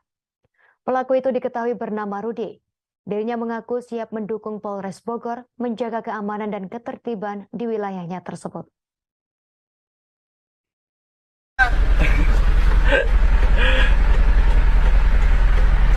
Saya mau di sini bayar pajak kan udah. Gua nggak nanya lu bayar pajak, lu ngelewat wilayah gua. Saya udah berapa tahun Pak lewat sini. Justru peraturannya baru sekarang nih gua buat. Itu banyak truk yang lewat. Gua mintain semua, udah. Nggak ada Bang. Saya juga buat ini nih. Ya ngomong nggak ada lu, jangan bilang-bilang bayar pajak lu. Iya kan tadi dari awal udah bilang nggak ada. Enggak, lu ngomong tadi bayar pajak, tai lu. Ngomong aja nggak ada duit lu. Iya. Bayar pajak. Dari awal kan nggak ada uang. Lu belum pernah ke daerah Indonesia apa? Banyak jalan tuh yang mau mintain duit, bang jauh. Lu besok lihat, lu kelihatan mobil lu lewat sini, hancur mobil lu aja. Anjing gua bilang. Warahmatullahi wabarakatuh. Saya Herman Ramin sebagai pengurus Pemuda Pancasila Desa Patarjaya PAC Ranca Bungur terkait kejadian kemarin oleh saudara Rudi dengan memakai baju organisasi. Saya tegaskan beliau bukan anggota dari. Video yang memperlihatkan detik-detik aksi dugaan penganiayaan di sebuah restoran Karen's Diner, Bali pada Rabu 17 Mei 2023 menjadi perbincangan di media sosial. Video tersebut lantas viral di media sosial TikTok hingga Instagram. Satu di antaranya diunggah di akun Instagram @newsindonesia. Dalam video yang beredar, aksi penganiayaan itu disebut-sebut bermula saat seorang dokter gigi berinisial KT menemui temannya yang sudah berada di restoran Karen's Diner, Bali. Setelah masuk restoran, KT diketahui menghampiri karyawan bernama Sahrul dan memukulnya dari belakang dan menarik baju karyawan tersebut. Berdasarkan informasi yang didapat, diduga dokter TK secara tegas tak terima dipanggil tanpa gelar dokter dan tak terima mengikuti aturan dari pihak resto. Dari rekaman CCTV di lokasi kejadian, diduga karyawan bernama Tiara lantas menghampiri KT dan mencoba melerai. Tak hanya itu, Tiara juga terlihat bergegas mengambil tata tertib atau house rules saat berada di resto tersebut. Bukannya membacanya, KT justru membanting house rules yang dibawa oleh Tiara. Tak berhenti sampai di situ saja, ia juga mendorong Tiara hingga situasi semakin memanas. Dikutip dari laman Tribun Bali, kejadian tersebut sudah dilaporkan ke pihak yang berwajib oleh karyawan Karen's Diner. Melalui akun Instagram pribadinya, KT menyampaikan permohonan maaf kepada seluruh korban yang dianiaya, salah satunya Tiara G. Alicia. Dalam unggahannya, KT mengungkap dirinya sempat menjambak rambut Tiara karena membela temannya tersebut. Meskipun sudah mengunggah video permohonan maaf, proses hukum tetap berjalan. Kadit Reskrim Polsek Kuta Utara, Ibtu Muhammad Amir yang dikonfirmasi pada Rabu 17 Mei 2023 membenarkan kejadian tersebut. Terkait pemeriksaan, Amir mengakui ada 2 orang yang diperiksa atau dimintai keterangan. Pemeriksaan sudah dilakukan kepada pelapor dan saksi pelapor. Sementara itu, saat dikonfirmasi tribunnews.com, Kapolsek Kuta Utara, Kompol Imade Pramastia mengatakan bahwa kasus penganiayaan tersebut dalam proses penanganan. Ia juga menyebutkan bahwa dokter tersebut sudah dipanggil untuk dilakukan pemeriksaan. Terkait dengan kasus penganiayaan di Karen Steiner, pihak Resto akhirnya buka suara. Melalui pengumuman resmi, Karen Steiner turut prihatin atas kejadian yang menimpa staf dan menyayangkan kejadian penganiayaan tersebut. Pasalnya sejak awal Karen Steiner memiliki konsep pelayanan dengan gimmick tak ramah dan judes.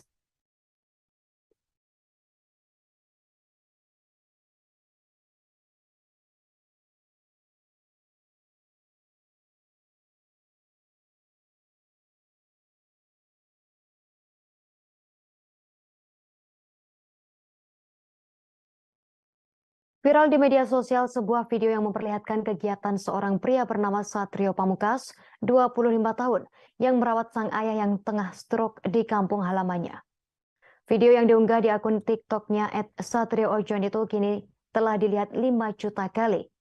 Dalam video yang viral, Satrio memperlihatkan kesehariannya saat memandikan sang ayah yang sakit stroke dan memiliki keterbatasan dalam bergerak. Di video tersebut juga tertulis berbagai pertanyaan dari rekan-rekannya setiap bertemu. Seperti menanyakan alasan dirinya belum menikah, mengapa di rumah terus dan alasan tak mau merantau. Rupanya video yang ia unggah itu seakan menjadi jawaban dari berbagai pertanyaan yang sering kali ia dapatkan itu. Diketahui Satrio yang saat ini tinggal di Yogyakarta itu sempat memiliki mimpi untuk merantau ke Jakarta. Pasalnya hampir 80% teman-temannya sudah merantau ke Jakarta. Satrio mengaku sempat mencoba mendaftarkan diri di sebuah perusahaan di Jakarta melalui sebuah website. Saat itu ia diterima dengan tawaran gaji UMR Jakarta. Satrio bimbang karena hasrat merantaunya terbentur kebutuhan menjaga sang ayah dan menemani ibunya. Akhirnya mimpinya itu harus ia kubur dahulu dan memilih untuk merawat sang ayah yang sakit sejak 2016 silam. Tak hanya itu, pesan dari sang ibu yang masih ingin ditemani Satrio membuat pria berusia 25 tahun tersebut mengurungkan niatnya untuk merantau. Hal itu diungkapkan Satrio saat Satrio dihubungi pada Selasa 16 Mei 2023, dikutip dari Tribun Jakarta. Anak ketiga dari 4 bersaudara ini menyebut hanya dirinya lah yang saat ini bisa diandalkan untuk merawat sang ayah. Pasalnya 2 kakaknya telah menikah dan 1 diantaranya berada di luar Yogyakarta, sedangkan ia masih memiliki 1 adik perempuan yang masih bersekolah. Satrio menyebut adiknya itu tak bisa memandikan serta mengangkat sang ayah. Rupanya ada pesan dari ibundanya yang juga membuatnya ikhlas dengan keadaannya saat ini. Berdasarkan keterangan dari Satrio, ibundanya pernah mengatakan keputusannya untuk merawat orang tua itu merupakan suatu kebaikan yang sedang ia lakukan ke dirinya sendiri. Meski kini memilih untuk tak merantau ke Jakarta, Satrio mengaku merasa bahagia bisa merawat dan berbakti kepada orang tuanya. Diungkapkan Satrio, setiap pagi ia bangun pukul 4 dini hari dan bergegas ke kamar sang ayah. Setelah itu ia memasak air panas untuk mandi sang ayah. Sambil menunggu air panas yang dimasak, Satrio biasanya menyempatkan diri untuk salat subuh. Setelah selesai memandikan sang ayah, ia kemudian membelikan sarapan untuk ayahnya dan menyuapinya. Bila sempat, Satrio juga seringkali mengantarkan sang ibu ke pasar.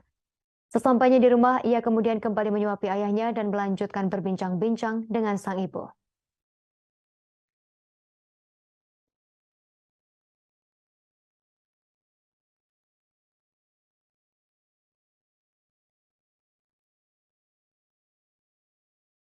Video viral yang memperlihatkan puluhan narapidana yang berada di Lembaga Pemasyarakatan Lapas 1A Makassar tengah nonton bareng atau nobar film berjudul Miracle in Cell Nomor 7. Adapun video tersebut diunggah oleh akun TikTok @akbarramadan_ pada Senin 15 Mei 2023.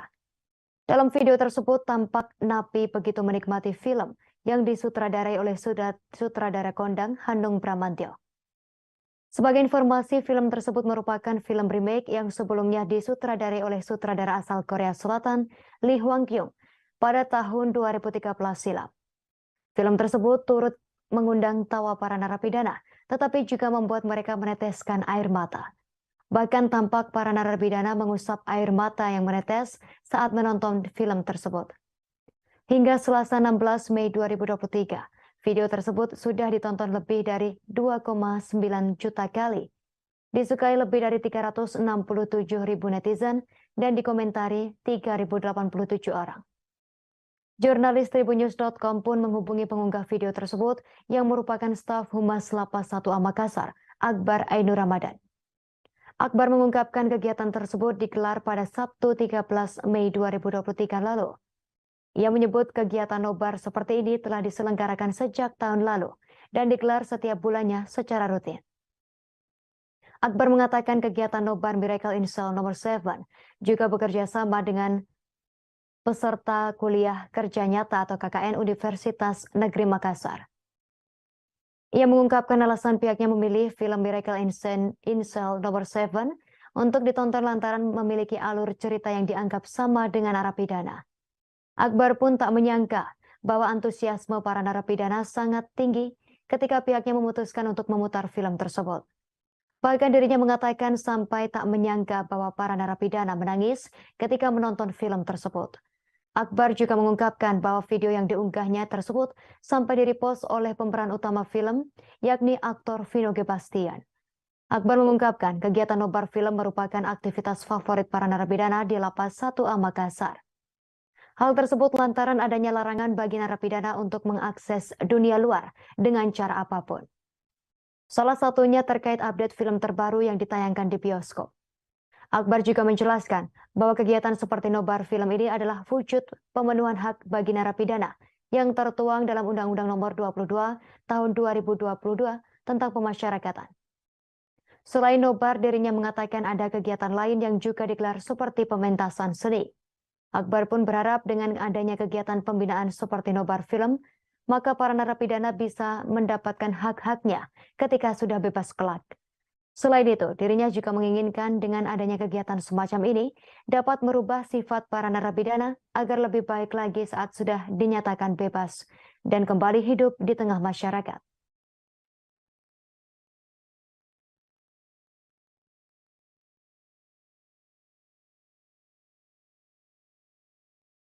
Kita masuk berita pertama, Tribuners.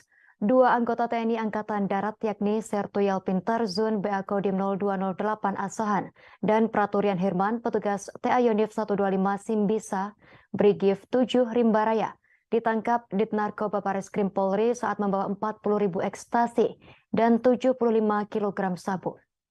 Sertu Yalpin yang menjadi terdakwa menangis saat mendengar dirinya dituntut hukuman mati. Keduanya menjalani persidangan di Pengadilan Negeri PN Medan pada Rabu 15 Mei 2023. Dalam proses persidangan, keduanya mengaku sudah 2 kali menjadi kurir narkoba. Pada Senin 5 Desember 2022 lalu, keduanya ditangkap Direktorat Tindak Pidana Narkoba Mabes Polri saat akan mengedarkan narkoba. Upah yang didapat keduanya untuk mengantarkan narkoba ini sebesar 2 juta rupiah untuk 1 kilogram sabu. Saat ditangkap, keduanya sedang membawa 75 kg sabu dan jika berhasil menjalankan tugasnya, mereka mendapatkan uang 150 juta rupiah. Sosok gembong narkoba yang memberi tugas keduanya bernama Zak. Hingga kini, polisi belum dapat menangkap Zak meski namanya sudah sering muncul di persidangan kasus narkoba. Kedua oknum TNI ini hanya berkomunikasi melalui sambungan telepon dengan Zak. Zak meminta keduanya menemui kaki tangannya yang berinisial A di Tanjung Balai, Sumatera Utara untuk mengambil narkoba yang diantarkan. Sertu Yalpin Tarzun mengaku tak melihat muka A karena dirinya dan Praturian Herman hanya menunggu di mobil saat terjadi transaksi. Setelah A memasukkan narkoba ke mobil, keduanya berangkat ke kota Medan untuk mengantarkan narkoba dengan upah yang telah disepakati. Dilansir dari tribunmedan.com, petugas di Tipit Narkoba Bareskrim Polri mendapat laporan adanya peredaran narkoba di kota Tanjung Balai, Sumatera Utara. Peredaran narkoba ini dilakukan oleh 2 oknum TNI AD. Setelah mendapat laporan, polisi langsung mengumpulkan bukti dan pergi menuju ke kota Tanjung Balai. Petugas di Tipit Narkoba di Bareskrim Polri menemukan adanya gerak mencurigakan pelaku saat hendak memasok sabu dan ekstasi. Pada Minggu 4 Desember 2022, sekira pukul 8 malam, Sertu Yalpin Tarzun bertemu dengan Praturian Hermawan di kota Tanjung Balai. Malam itu kedua pelaku mulai melakukan aksinya yakni mengambil paket narkoba berupa 40.000 butir ekstasi dan 75 kg sabu. Narkoba tersebut dimasukkan ke mobil Toyota Fortuner dan dikemas dengan rapi. Setelah mendapatkan narkoba, kedua pelaku menuju ke kota Medan pada dini hari. Kedua pelaku sempat beristirahat dan sholat subuh di Masjid Jami Galang, Kecamatan Lubuk Pakam, Kabupaten Deli Serdang pada Senin 5 Desember 2022. Polisi mengamankan pelaku ketika sedang mencuci mobil dan ditemukan 4.000 butir ekstasi dan 75 kg sabu di dalam mobil yang dibawa.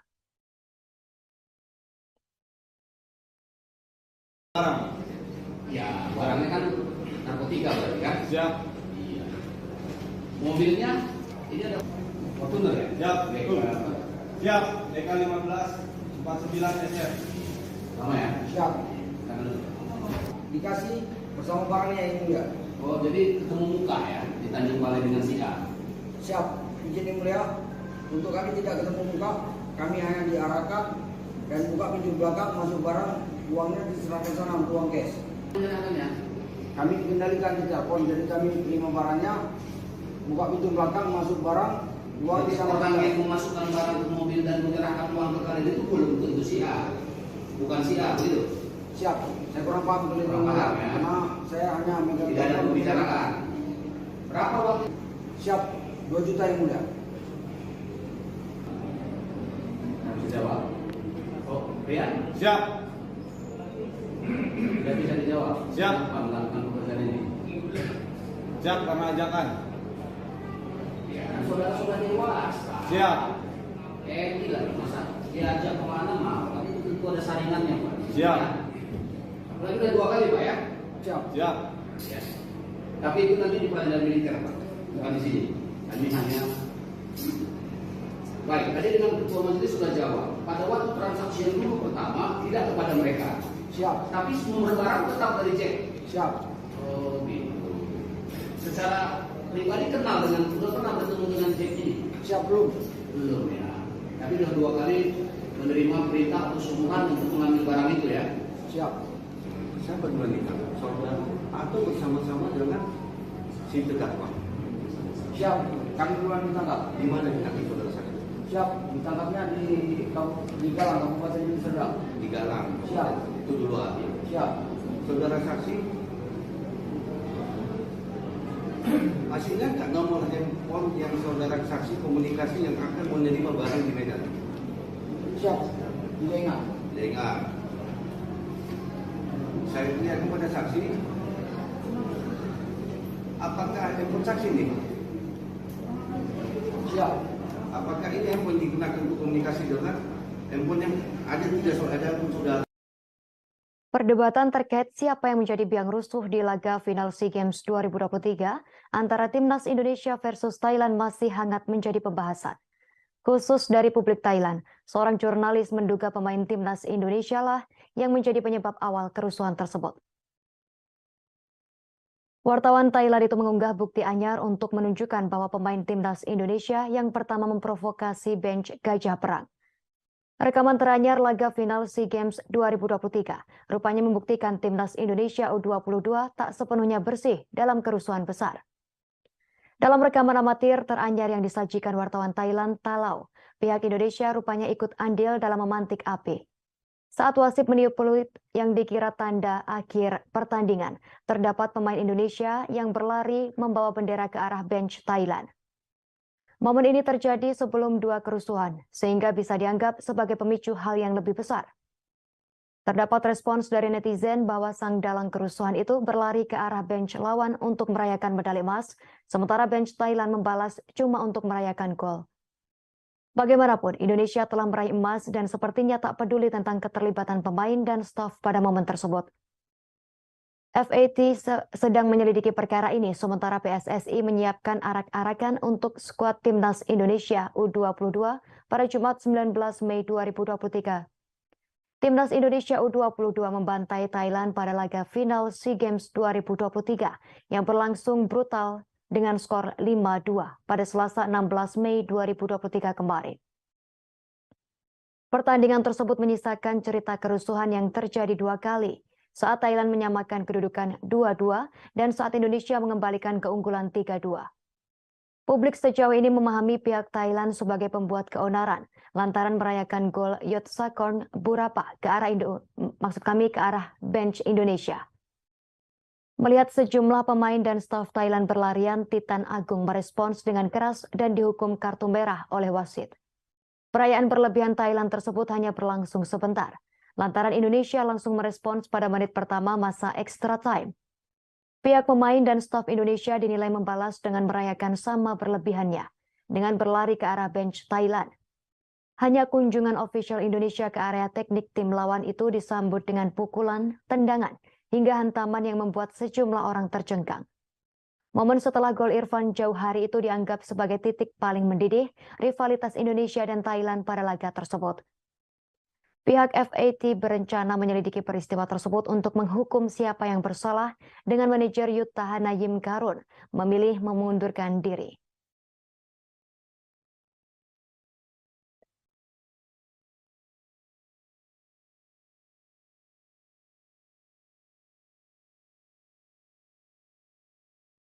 Kita ke informasi lain, Tribuners. Johnny Gerald Plate tak akan dipecat dari Partainya Nasional Demokrat. Hal tersebut secara tegas diungkapkan Ketua Umum Partai Nasional Demokrat Surya Paloh. Ia menegaskan bahwa pihaknya tak memecat Sekretaris Jenderal Sekjen Nasdem sekaligus Menteri Komunikasi dan Informatika Menkominfo Johnny G. Plate yang menjadi tersangka korupsi oleh Kejaksaan Agung.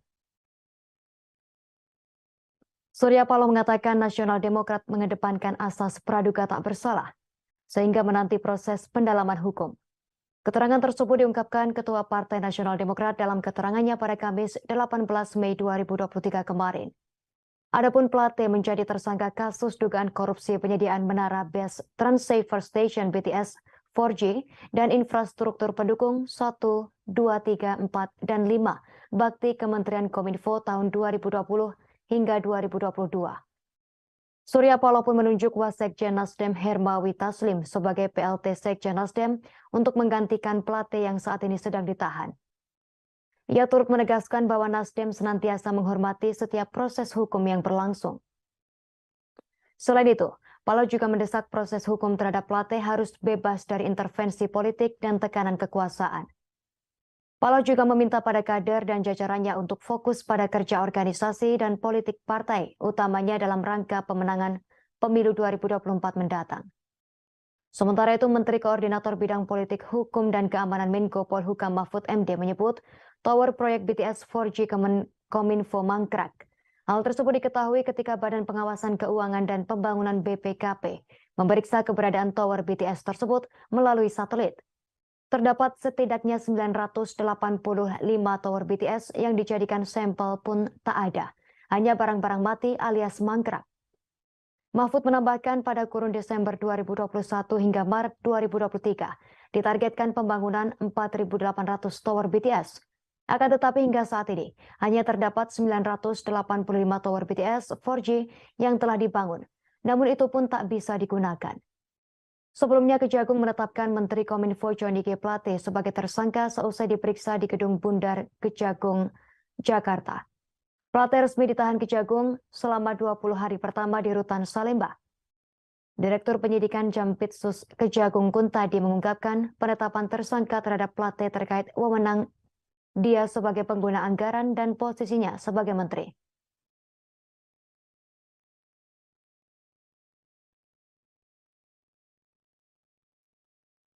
Yang satu kasus 200 juta rupiah. Dia masuk tahanan untuk sekian tahun. Kasus gratifikasi. Dia telah menyelesaikan kewajibannya.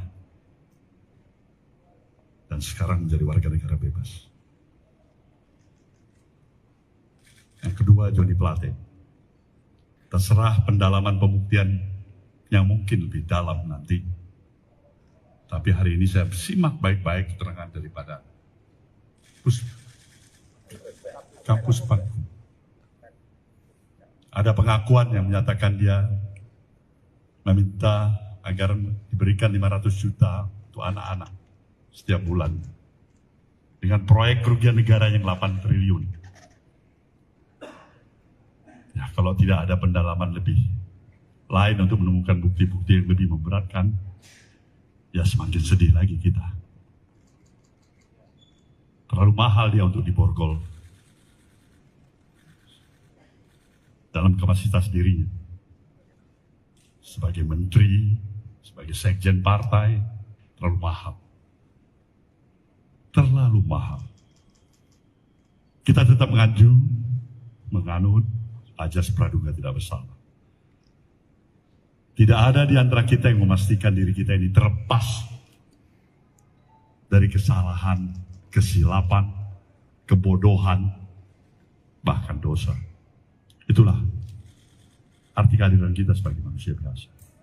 Kita berupaya yang sebaik-baiknya, sekaligus menjawab pertanyaan teman-teman kedua dan ketiga tadi. Bahwasanya kita tidak mampu untuk menjamin.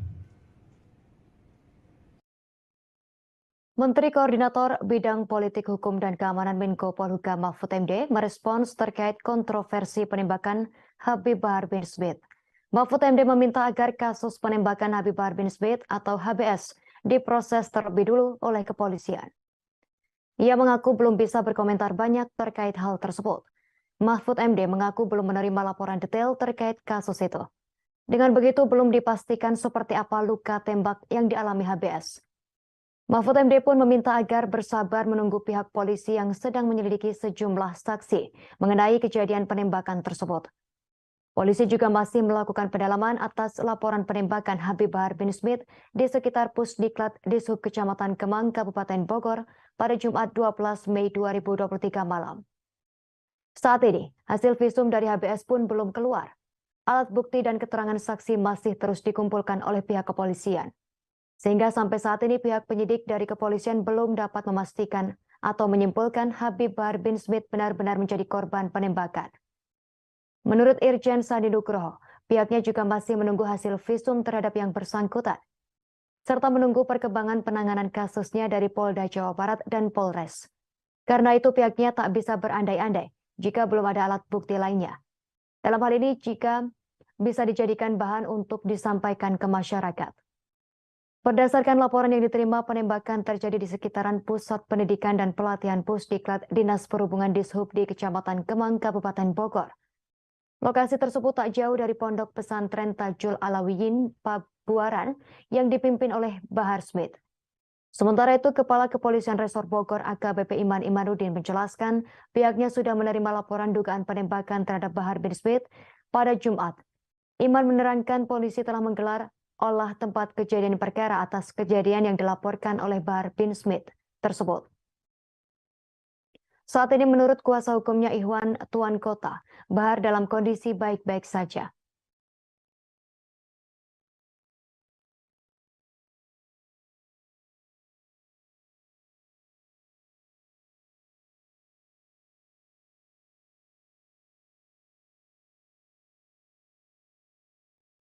Kita ke informasi lain, Tribuners. Presiden Joko Widodo melakukan kunjungan kerja Kunker di Sumatera Utara pada Rabu 17 Mei 2023. Mengawali kunjungan kerjanya, ia melakukan inspeksi mendadak di ruas Jalan Gunting Saga Labuan Batu. Rombongan Presiden Joko Widodo pun sempat balik arah saat meninjau jalan rusak di Kabupaten Labuan Batu Utara, Sumatera Utara, tepatnya di Desa Sialang Taji, Kecamatan Kualuh Selatan. Hal tersebut terjadi lantaran kendaraan yang membawa rombongan Presiden Joko Widodo terperosok dan tak dapat melewati jalan rusak di desa tersebut. SUV Land Cruiser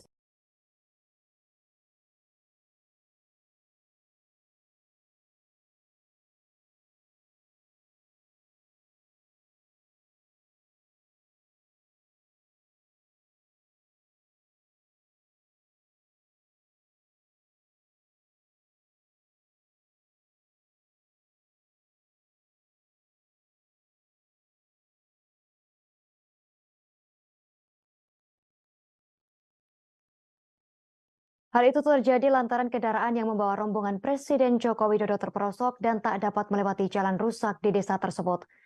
SUV Land Cruiser yang membawa Jokowi sempat tersangkut di jalan yang rusak dan berlubang. Presiden Jokowi pun turun dari mobil dan langsung berjalan kaki melihat kondisi lubang jalan yang digenangi air dan lumpur. Bahkan rombongan pun sempat memilih untuk putar balik. Dalam rute kunjungan, Jokowi didampingi Menteri PUPR Basuki Hadi Mulyono dan Wakil Gubernur Sumut Musa Rajehsah. Presiden dan rombongan meninjau jalan rusak terparah sepanjang sekitar 300 meter menuju Dusun Parit Alam, Desa Sonomartani. Dilansir dari video tersebut, mula-mula mobil Kepresidenan Indonesia 1 yang membawa Presiden Jokowi melintasi Jalan Gunting Saga. Kondisi jalan tak mulus, di beberapa bagian aspal terlihat mengelupas.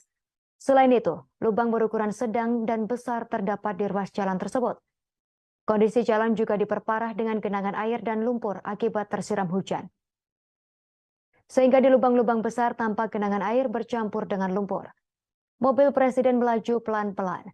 Saat tiba di ruas jalan yang berlubang besar, mobil berhenti tepat di hadapannya. Presiden Jokowi pun turun dari mobil dan langsung berjalan kaki melihat kondisi lubang jalan yang digenangi air dan lumpur tersebut. Kepala negara kemudian menanyakan beberapa hal tentang kondisi kepada Wakil Gubernur. Setelah mendapatkan informasi, Presiden Jokowi kemudian bergegas kembali memeriksa jalan. Presiden pun menyempatkan diri menyapa warga yang sudah menunggu di tepi jalan. Oleh tim pasukan pengamanan Presiden atau Pas Pampres, para warga diberikan tas merah putih yang berisikan bantuan Presiden. Setelahnya Presiden Jokowi memberikan keterangan pers kepada media. Menurut Presiden Joko Widodo, perbaikan jalan rusak di Sumatera Utara akan dibagi pengerjaannya oleh pemerintah pusat dan daerah. Seusai melihat kondisi jalan, Jokowi berjanji akan memperbaiki jalan mulai Juli 2023. Bukan hanya di Kabupaten Labura, Jokowi juga menyebut banyak jalan rusak di kabupaten dan kota lain yang akan diperbaiki pemerintah pusat. Anggaran yang akan dikucurkan sejumlah 800 miliar rupiah untuk seluruh kabupaten dan kota. Pemerintah turun tangan karena kabupaten, kota, dan provinsi meminta bantuan agar jalan rusaknya diperbaiki.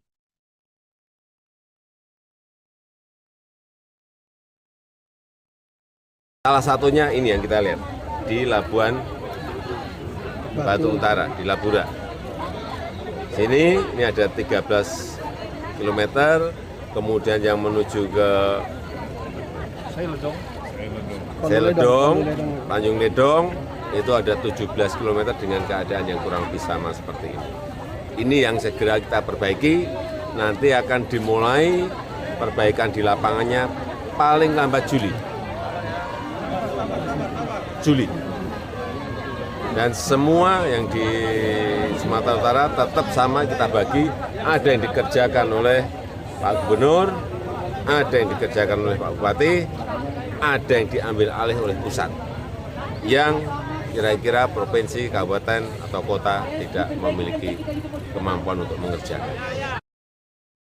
Aksi jalan kaki yang dilakukan 32 biksu dari Thailand menuju Indonesia masih menarik perhatian warganet. Ritual perjalanan jarak jauh dengan berjalan kaki dilakukan para biksu dikenal sebagai tudong. Ternyata ada rahasia mengapa 32 biksu bisa kuat jalan kaki dari Thailand ke Indonesia menempuh ribuan kilometer. Para biksu itu berjalan kaki sejauh ribuan kilometer untuk menghadiri puncak perayaan Hari Raya Waisak di Candi Borobudur, Kabupaten Magelang, Jawa Tengah pada 4 Juni 2023 mendatang. Melansir Kompas.com pada Kamis 18 Mei 2023, Ketua Tudong Internasional Welly Widadi mengatakan 32 biksu tersebut sanggup berjalan kaki lintas negara karena mereka sudah melakukan persiapan secara fisik. Persiapan yang Welly maksud adalah melakukan meditasi dan mengendalikan diri seperti rasa lapar, rasa makanan, dan amarah. Welly juga mengatakan 32 biksu tersebut begitu gigih berjalan kaki dari Thailand ke Indonesia karena mereka juga sudah siap secara mental.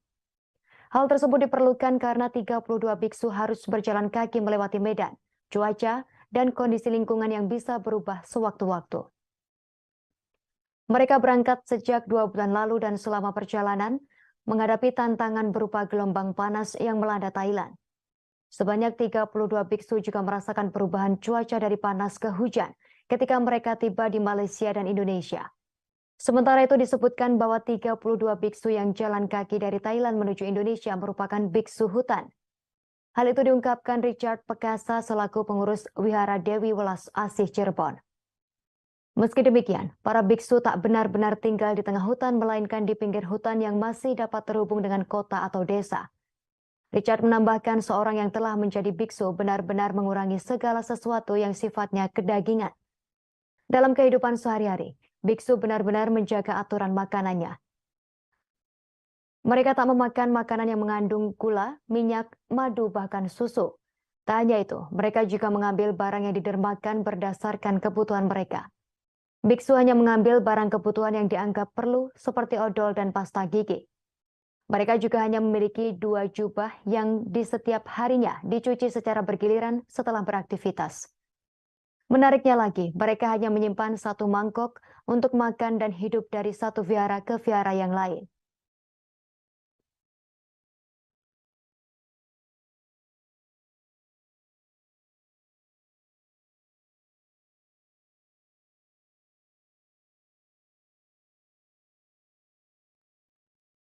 Grup musik asal Inggris Coldplay mengumumkan akan manggung di Indonesia di Stadion Gelora Utama Bung Karno GBK, Jakarta pada 15 November 2023 mendatang. Setelah harga tiket konser Coldplay dirilis, tak sedikit fans mulai melakukan pinjaman online atau pinjol untuk membeli tiket tersebut. Pengamat sosial dari Universitas Indonesia, Devi Rahmawati, memberi pandangan terkait kasus ini. Soal orang-orang yang nekat mengajukan pinjaman online atau pinjol demi membeli tiket konser band Coldplay. Devi mengatakan hal yang demikian berhubungan erat dengan kapitalisme, yakni sistem ekonomi yang memberikan kebebasan penuh pada semua orang untuk melakukan kegiatan ekonomi agar memperoleh keuntungan. Di era digital ini, kegandrungan terhadap praktik konsumerisme atau paham atau gaya hidup yang menganggap sesuatu yang mewah sebagai ukuran kebahagiaan memang didorong. Menurut Devi, seseorang yang nekat mengajukan pinjol demi sesuatu yang dianggap bisa membuat dirinya bahagia tak sepenuhnya dilarang. Namun mereka harus memiliki literasi keuangan dan kemampuan untuk membayar utangnya. Menurutnya, orang yang membeli tiket Coldplay dengan pinjol bisa menghitung betul bahwa utangnya bisa ia bayar, maka tak masalah. Karena kenikmatan kebahagiaan yang ia peroleh itu begitu besar. Ia menuturkan kebahagiaan tersebut kadang-kadang tak bisa diukur dengan materi saja. Lebih lanjut, Devi menyampaikan bahwa mengajukan pinjol untuk sesuatu yang dianggap membahagiakan tak boleh dilakukan jika sama sekali tak ada kemampuan untuk membayar. Yang menjadi masalah adalah ketika pilihan untuk membeli tiket Coldplay pada pinjol dilakukan tanpa pertimbangan pengetahuan keuangan dan kesiapan diri. Hal ini kan sudah menjadi masalah besar di ruang digital.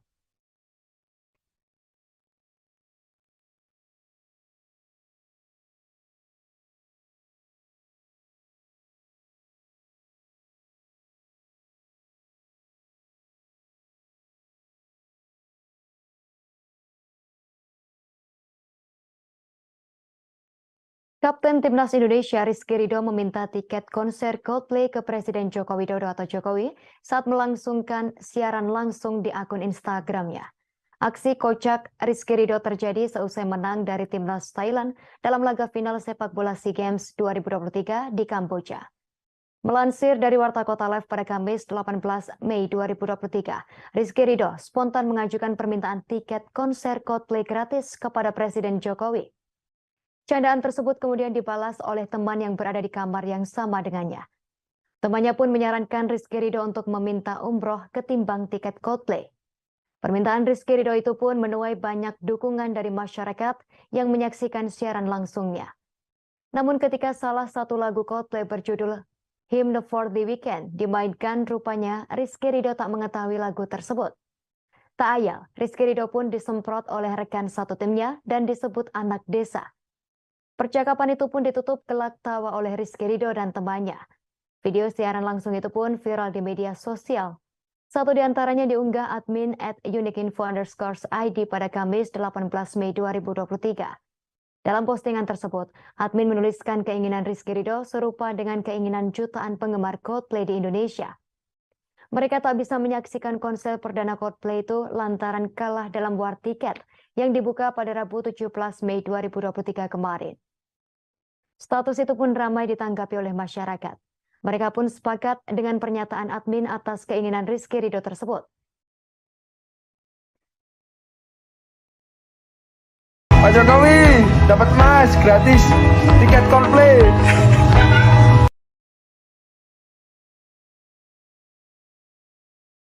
Ini viral di media sosial aksi memalukan pemalakan yang dilakukan oleh seorang pria berseragam ormas berwarna oranye. Pria tersebut disebut melakukan pemalakan ke seorang sopir truk di Jalan Raya Letkol Atang Sanjaya, Desa Bantarjaya, Kecamatan Ranca Bungur, Kabupaten Bogor, pada Selasa 16 Mei 2023. Dalam video yang diunggah akun Instagram @bogor_update, seorang pemuda berseragam ormas itu meminta uang ke sopir truk gas LPG sebesar Rp10.000. Tak memberikan uang yang diminta, sopir truk yang juga merekam kejadian tersebut berdalih bahwa ia sudah membayar pajak dan tak perlu memberikan uang kepada pria tersebut. Namun pria itu justru tak mau tahu alasan sang sopir. Ia menyebut bahwa jalur yang dilewati sopir tersebut merupakan jalurnya. Untuk itu, pria berseragam ormas itu menyebut barang siapa yang melewati wilayahnya harus membayar uang Rp10.000. Mendengar pernyataan itu, sang sopir lantas menyebut sudah bertahun-tahun melewati kawasan itu dan tak pernah dimintai uang seperti itu. Hal yang menunjukkan lagi, oknum berseragam ormas itu lantas menyebut bahwa peraturan itu baru saja ia buat. Mendengar hal tersebut, sang sopir hanya tertawa dan menanyakan banyak truk yang juga melewati kawasan tersebut dan tak dimintai uang. Namun oknum itu menyebut semuanya sudah membayar kepadanya. Pria berseragam itu semakin kesal saat sang sopir mengaku tak memiliki uang dan justru sempat memukul pintu truk tersebut. Kemudian salah seorang pria datang untuk membujuk pria berseragam itu untuk meninggalkan lokasi. Akhirnya oknum tersebut lantas bergegas meninggalkan lokasi kejadian. Berdasarkan informasi yang didapat, video berdurasi 1 menit 19 detik itu viral lantaran sang sopir merekam kejadian itu dan membagikannya kepada sopir lainnya. Hal tersebut membuat kejadian itu viral di media sosial. Mengetahui aksinya viral, nampaknya nyali oknum tersebut mulai ciut. Pasalnya oknum itu diketahui melarikan diri dan sempat menjadi buronan pihak kepolisian. Dikutip dari Tribun News Bogor, saat dikonfirmasi di hari yang berbeda, Kapolsek Ranca Bungur Ibtu Hartanto Rahim mengatakan bahwa pelaku yang diketahui berinisial R itu sudah diamankan. Selesai ditangkap, kini pelaku sudah dibawa ke Polres Bogor untuk dimintai keterangan terkait aksinya yang viral itu. Sementara itu, pihak Pemuda Pancasila angkat bicara terkait viral pria yang memakai baju ormas memalak sopir di kawasan Kabupaten Bogor, Jawa Barat. Ia menyebut bahwa pelaku yang melakukan pemalakan tersebut bukanlah anggotanya. Pelaku itu diketahui bernama Rudi. Dirinya mengaku siap mendukung Polres Bogor menjaga keamanan dan ketertiban di wilayahnya tersebut.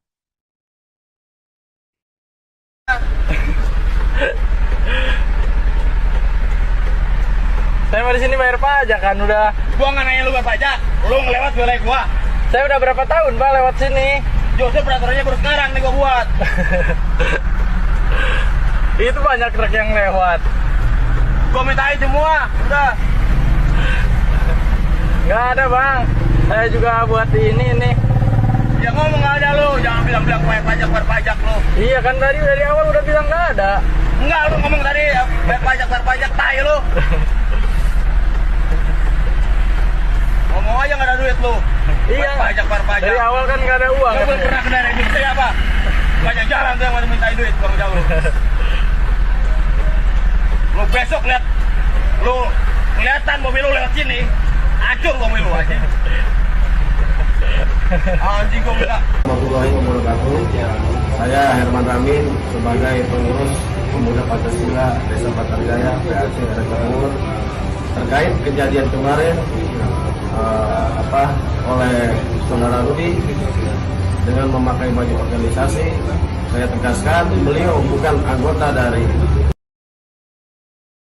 Video yang memperlihatkan detik-detik aksi dugaan penganiayaan di sebuah restoran Karen's Diner, Bali pada Rabu 17 Mei 2023 menjadi perbincangan di media sosial. Video tersebut lantas viral di media sosial TikTok hingga Instagram. Satu di antaranya diunggah di akun Instagram @newsindonesia. Dalam video yang beredar, aksi penganiayaan itu disebut-sebut bermula saat seorang dokter gigi berinisial KT menemui temannya yang sudah berada di restoran Karen's Diner, Bali. Setelah masuk restoran, KT diketahui menghampiri karyawan bernama Sahrul dan memukulnya dari belakang dan menarik baju karyawan tersebut. Berdasarkan informasi yang didapat, diduga dokter TK secara tegas tak terima dipanggil tanpa gelar dokter dan tak terima mengikuti aturan dari pihak resto. Dari rekaman CCTV di lokasi kejadian, diduga karyawan bernama Tiara lantas menghampiri KT dan mencoba melerai. Tak hanya itu, Tiara juga terlihat bergegas mengambil tata tertib atau house rules saat berada di resto tersebut. Bukannya membacanya, KT justru membanting house rules yang dibawa oleh Tiara. Tak berhenti sampai di situ saja, ia juga mendorong Tiara hingga situasi semakin memanas. Dikutip dari laman Tribun Bali, kejadian tersebut sudah dilaporkan ke pihak yang berwajib oleh karyawan Karen Steiner. Melalui akun Instagram pribadinya, KT menyampaikan permohonan maaf kepada seluruh korban yang dianiaya, salah satunya Tiara G. Alicia. Dalam unggahannya, KT mengungkap dirinya sempat menjambak rambut Tiara karena membela temannya tersebut. Meskipun sudah mengunggah video permohonan maaf, proses hukum tetap berjalan. Kadit Reskrim Polsek Kuta Utara, Ibtu Muhammad Amir yang dikonfirmasi pada Rabu 17 Mei 2023 membenarkan kejadian tersebut. Terkait pemeriksaan, Amir mengakui ada 2 orang yang diperiksa atau dimintai keterangan. Pemeriksaan sudah dilakukan kepada pelapor dan saksi pelapor. Sementara itu saat dikonfirmasi tribunnews.com, Kapolsek Kuta Utara Kompol Imade Pramastia mengatakan bahwa kasus penganiayaan tersebut dalam proses penanganan. Ia juga menyebutkan bahwa dokter tersebut sudah dipanggil untuk dilakukan pemeriksaan. Terkait dengan kasus penganiayaan di Karen Steiner, pihak resto akhirnya buka suara. Melalui pengumuman resmi, Karen Steiner turut prihatin atas kejadian yang menimpa staf dan menyayangkan kejadian penganiayaan tersebut. Pasalnya sejak awal Karen Steiner memiliki konsep pelayanan dengan gimmick tak ramah dan judes.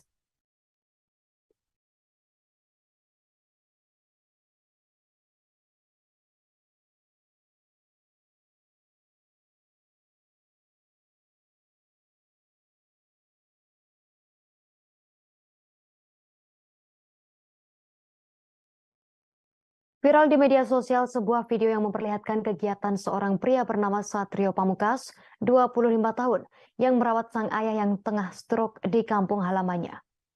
Video yang diunggah di akun TikTok-nya @satrioOjon itu kini telah dilihat 5 juta kali. Dalam video yang viral, Satrio memperlihatkan kesehariannya saat memandikan sang ayah yang sakit stroke dan memiliki keterbatasan dalam bergerak. Di video tersebut juga tertulis berbagai pertanyaan dari rekan-rekannya setiap bertemu. Seperti menanyakan alasan dirinya belum menikah, mengapa di rumah terus dan alasan tak mau merantau. Rupanya video yang ia unggah itu seakan menjadi jawaban dari berbagai pertanyaan yang sering kali ia dapatkan itu. Diketahui Satrio yang saat ini tinggal di Yogyakarta itu sempat memiliki mimpi untuk merantau ke Jakarta. Pasalnya hampir 80% teman-temannya sudah merantau ke Jakarta. Satrio mengaku sempat mencoba mendaftarkan diri di sebuah perusahaan di Jakarta melalui sebuah website. Saat itu ia diterima dengan tawaran gaji UMR Jakarta. Satrio bimbang karena hasrat merantaunya terbentur kebutuhan menjaga sang ayah dan menemani ibunya. Akhirnya mimpinya itu harus ia kubur dahulu dan memilih untuk merawat sang ayah yang sakit sejak 2016 silam. Tak hanya itu, pesan dari sang ibu yang masih ingin ditemani Satrio membuat pria berusia 25 tahun tersebut mengurungkan niatnya untuk merantau. Hal itu diungkapkan Satrio saat Satrio dihubungi pada Selasa 16 Mei 2023, dikutip dari Tribun Jakarta. Anak ketiga dari 4 bersaudara ini menyebut hanya dirinya lah yang saat ini bisa diandalkan untuk merawat sang ayah. Pasalnya 2 kakaknya telah menikah dan 1 diantaranya berada di luar Yogyakarta, sedangkan ia masih memiliki 1 adik perempuan yang masih bersekolah.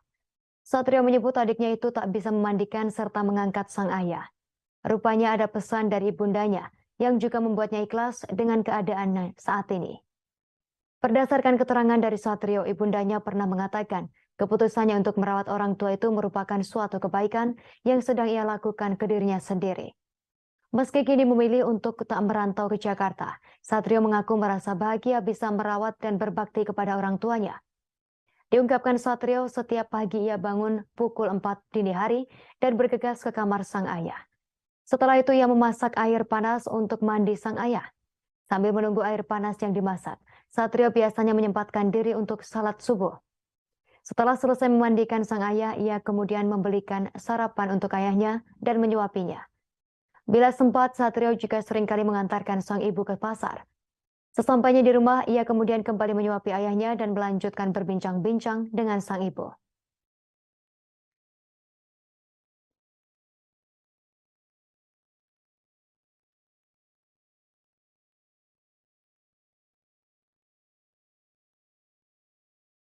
Video viral yang memperlihatkan puluhan narapidana yang berada di Lembaga Pemasyarakatan Lapas 1A Makassar tengah nonton bareng atau nobar film berjudul Miracle in Cell Nomor 7. Adapun video tersebut diunggah oleh akun TikTok @akbarramadan_ pada Senin 15 Mei 2023. Dalam video tersebut tampak Napi begitu menikmati film yang disutradarai oleh sutradara kondang Hanung Bramantyo. Sebagai informasi, film tersebut merupakan film remake yang sebelumnya disutradarai oleh sutradara asal Korea Selatan Lee Hwang Kyung pada tahun 2013 silam. Film tersebut turut mengundang tawa para narapidana, tetapi juga membuat mereka meneteskan air mata. Bahkan tampak para narapidana mengusap air mata yang menetes saat menonton film tersebut. Hingga Selasa 16 Mei 2023, video tersebut sudah ditonton lebih dari 2,9 juta kali. Disukai lebih dari 367 ribu netizen dan dikomentari 3.087 orang. Jurnalis Tribunnews.com pun menghubungi pengunggah video tersebut yang merupakan staf Humas Lapas 1A Makassar, Akbar Ainur Ramadan. Akbar mengungkapkan kegiatan tersebut digelar pada Sabtu 13 Mei 2023 lalu. Ia menyebut kegiatan nobar seperti ini telah diselenggarakan sejak tahun lalu dan digelar setiap bulannya secara rutin. Akbar mengatakan kegiatan nobar Miracle in Cell nomor 7 juga bekerja sama dengan peserta kuliah kerja nyata atau KKN Universitas Negeri Makassar. Ia mengungkapkan alasan pihaknya memilih film Miracle in Cell nomor 7 untuk ditonton lantaran memiliki alur cerita yang dianggap sama dengan narapidana. Akbar pun tak menyangka bahwa antusiasme para narapidana sangat tinggi ketika pihaknya memutuskan untuk memutar film tersebut. Bahkan dirinya mengatakan sampai tak menyangka bahwa para narapidana menangis ketika menonton film tersebut. Akbar juga mengungkapkan bahwa video yang diunggahnya tersebut sampai di-repost oleh pemeran utama film, yakni aktor Vino G. Bastian. Akbar mengungkapkan kegiatan nobar film merupakan aktivitas favorit para narapidana di Lapas 1A Makassar. Hal tersebut lantaran adanya larangan bagi narapidana untuk mengakses dunia luar dengan cara apapun. Salah satunya terkait update film terbaru yang ditayangkan di bioskop. Akbar juga menjelaskan bahwa kegiatan seperti nobar film ini adalah wujud pemenuhan hak bagi narapidana yang tertuang dalam Undang-Undang Nomor 22 Tahun 2022 tentang Pemasyarakatan. Selain nobar, dirinya mengatakan ada kegiatan lain yang juga digelar seperti pementasan seni. Akbar pun berharap dengan adanya kegiatan pembinaan seperti nobar film, maka para narapidana bisa mendapatkan hak-haknya ketika sudah bebas kelak. Selain itu, dirinya juga menginginkan dengan adanya kegiatan semacam ini dapat merubah sifat para narapidana agar lebih baik lagi saat sudah dinyatakan bebas dan kembali hidup di tengah masyarakat.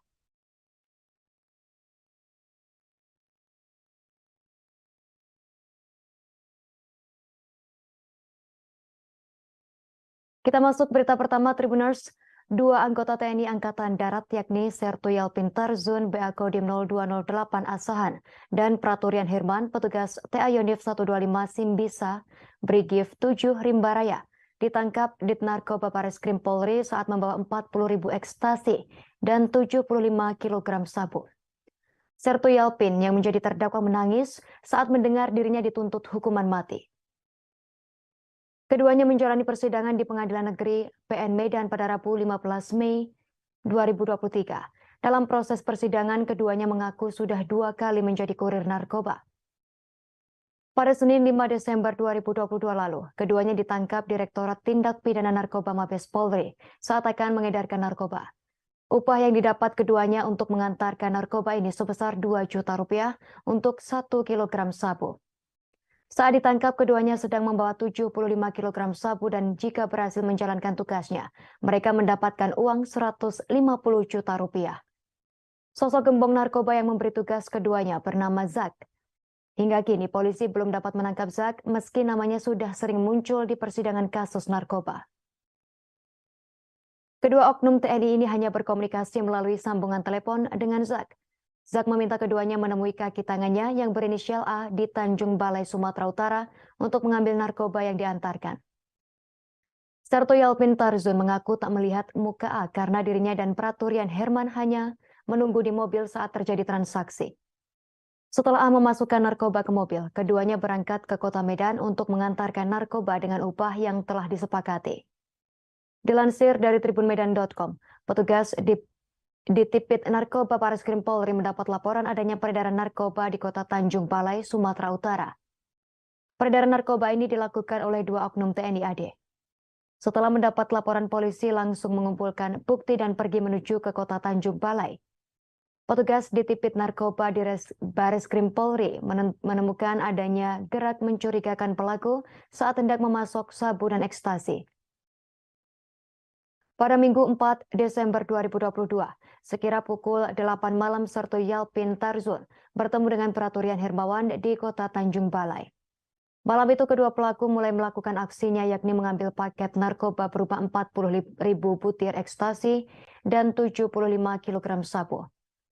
Narkoba tersebut dimasukkan ke mobil Toyota Fortuner dan dikemas dengan rapi. Setelah mendapatkan narkoba, kedua pelaku menuju ke Kota Medan pada dini hari. Kedua pelaku sempat beristirahat dan sholat subuh di Masjid Jami Galang, Kecamatan Lubuk Bagam, Kabupaten Deli Serdang pada Senin 5 Desember 2022. Polisi mengamankan pelaku ketika sedang mencuci mobil dan ditemukan 4.000 butir ekstasi dan 75 kg sabu di dalam mobil yang dibawa.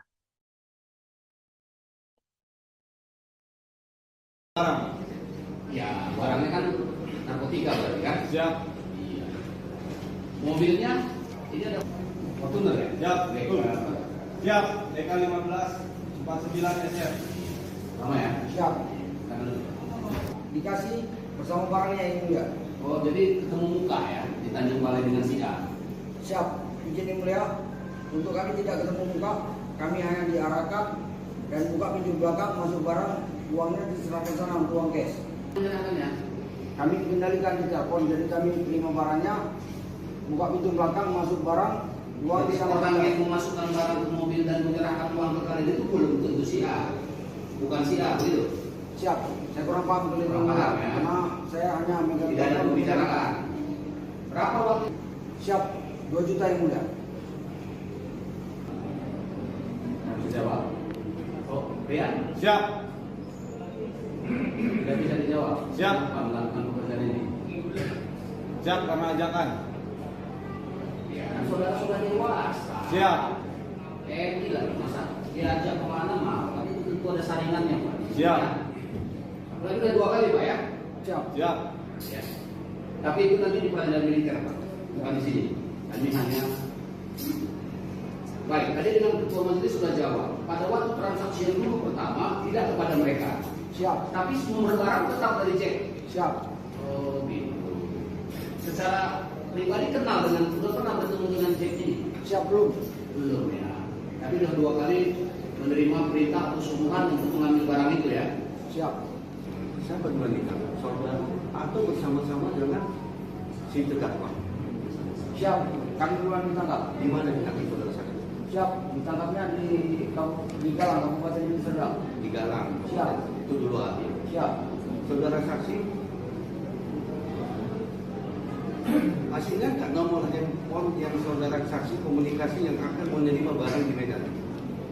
Siap. Tidak ingat. Tidak ingat.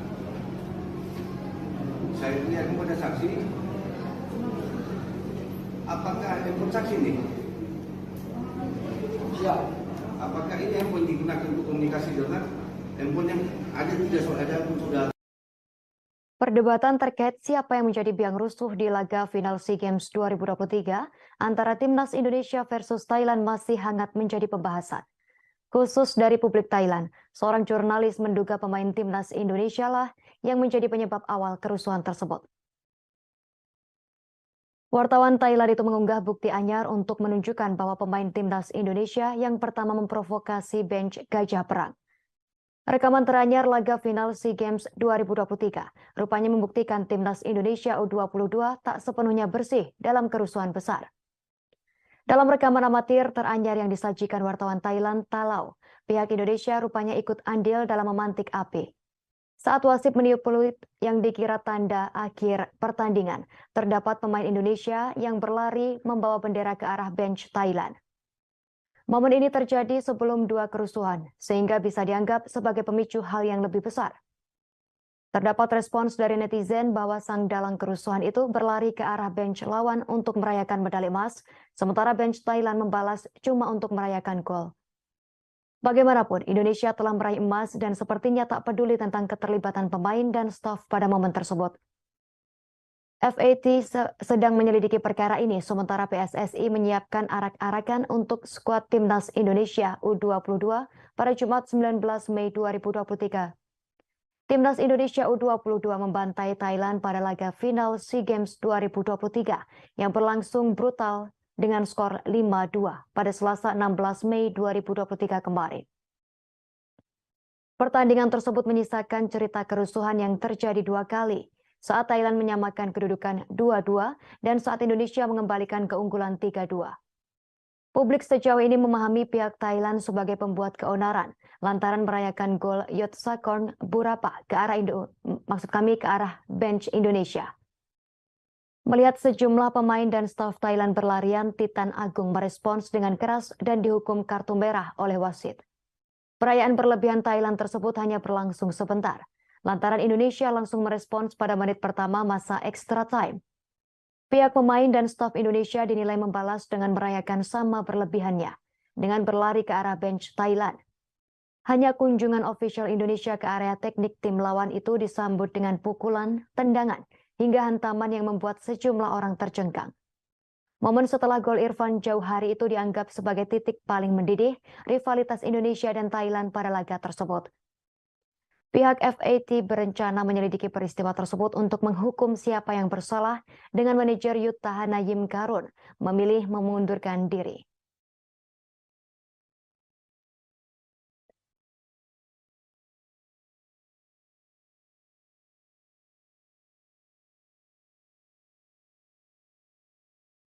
Kita ke informasi lain, Tribuners. Johnny Gerald Plate tak akan dipecat dari Partainya Nasional Demokrat. Hal tersebut secara tegas diungkapkan Ketua Umum Partai Nasional Demokrat Surya Paloh yang 22. Surya Paloh pun menunjuk Wasekjen Nasdem Hermawi Taslim sebagai PLT Sekjen Nasdem untuk menggantikan Plate yang saat ini sedang ditahan. Ia turut menegaskan bahwa Nasdem senantiasa menghormati setiap proses hukum yang berlangsung.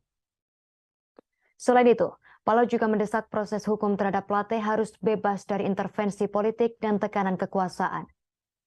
Paloh juga meminta pada kader dan jajarannya untuk fokus pada kerja organisasi dan politik partai, utamanya dalam rangka pemenangan pemilu 2024 mendatang. Sementara itu, Menteri Koordinator Bidang Politik, Hukum, dan Keamanan Menko Polhukam Mahfud MD menyebut tower proyek BTS 4G Kominfo mangkrak. Hal tersebut diketahui ketika Badan Pengawasan Keuangan dan Pembangunan BPKP memeriksa keberadaan tower BTS tersebut melalui satelit.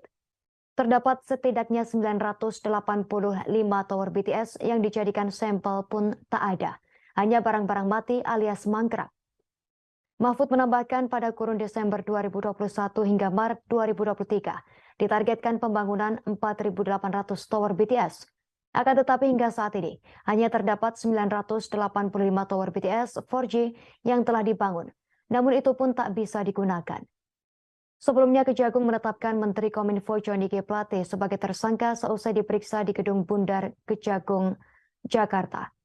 Plate resmi ditahan Kejagung selama 20 hari pertama di Rutan Salemba. Direktur Penyidikan Jampitsus Kejagung Kuntadi mengungkap terhadap Plate terkait wewenang dia sebagai pengguna anggaran dan posisinya sebagai menteri.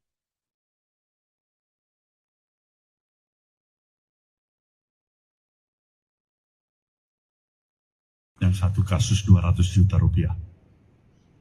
Dia masuk tahanan untuk sekian tahun. Kasus gratifikasi. Dia telah menyelesaikan kewajibannya. Dan sekarang menjadi warga negara bebas. Yang kedua, Johnny Plate. Terserah pendalaman pembuktian yang mungkin lebih dalam nanti. Tapi hari ini saya simak baik-baik keterangan daripada Kapus Penkum. Ada pengakuan yang menyatakan dia meminta agar diberikan 500 juta untuk anak-anak setiap bulan. Dengan proyek kerugian negara yang 8 triliun. Ya, kalau tidak ada pendalaman lebih lain untuk menemukan bukti-bukti yang lebih memberatkan, ya semakin sedih lagi kita. Terlalu mahal dia untuk diborgol dalam kapasitas dirinya. Sebagai menteri, sebagai sekjen partai, terlalu mahal. Terlalu mahal. Kita tetap menganut ajas praduga tidak bersalah. Tidak ada di antara kita yang memastikan diri kita ini terlepas dari kesalahan, kesilapan, kebodohan, bahkan dosa. Itulah arti kehadiran kita sebagai manusia biasa. Kita berupaya yang sebaik-baiknya, sekaligus menjawab pertanyaan teman-teman kedua dan ketiga tadi. Bahwasanya kita tidak mampu untuk menjamin. Menteri Koordinator Bidang Politik Hukum dan Keamanan Menko Polhukam Mahfud MD merespons terkait kontroversi penembakan Habib Bahar bin Smith. Mahfud MD meminta agar kasus penembakan Habib Bahar bin Smith atau HBS diproses terlebih dulu oleh kepolisian. Ia mengaku belum bisa berkomentar banyak terkait hal tersebut. Mahfud MD mengaku belum menerima laporan detail terkait kasus itu. Dengan begitu belum dipastikan seperti apa luka tembak yang dialami HBS. Mahfud MD pun meminta agar bersabar menunggu pihak polisi yang sedang menyelidiki sejumlah saksi mengenai kejadian penembakan tersebut.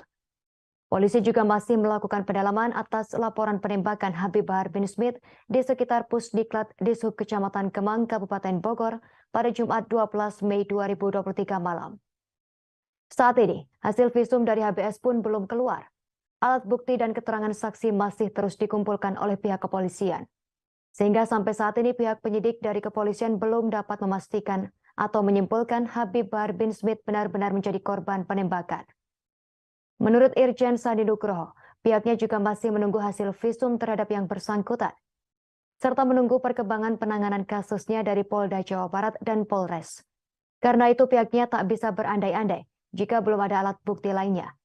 Dalam hal ini jika bisa dijadikan bahan untuk disampaikan ke masyarakat. Berdasarkan laporan yang diterima, penembakan terjadi di sekitaran Pusat Pendidikan dan Pelatihan Pusdiklat Dinas Perhubungan Dishub di Kecamatan Kemang, Kabupaten Bogor. Lokasi tersebut tak jauh dari Pondok Pesantren Tajul Alawiyin Pabuaran yang dipimpin oleh Bahar Smith.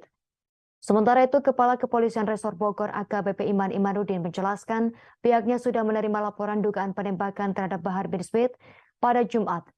Iman menerangkan polisi telah menggelar olah tempat kejadian perkara atas kejadian yang dilaporkan oleh Bahar bin Smith tersebut.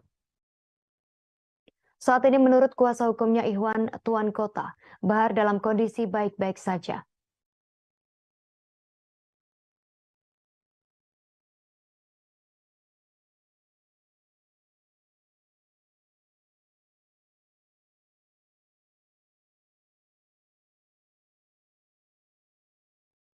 Kita ke informasi lain, Tribuners. Presiden Joko Widodo melakukan kunjungan kerja kunker di Sumatera Utara pada Rabu 17 Mei 2023. Mengawali kunjungan kerjanya, ia melakukan inspeksi mendadak di ruas Jalan Gunting Saga Labuan Batu. Rombongan Presiden Joko Widodo pun sempat balik arah saat meninjau jalan rusak di Kabupaten Labuan Batu Utara, Sumatera Utara, tepatnya di Desa Sialang Taji, Kecamatan Kualuh Selatan. Hal tersebut terjadi lantaran kendaraan yang membawa rombongan Presiden Joko Widodo terperosok dan tak dapat melewati jalan rusak di desa tersebut. SUV Land Cruiser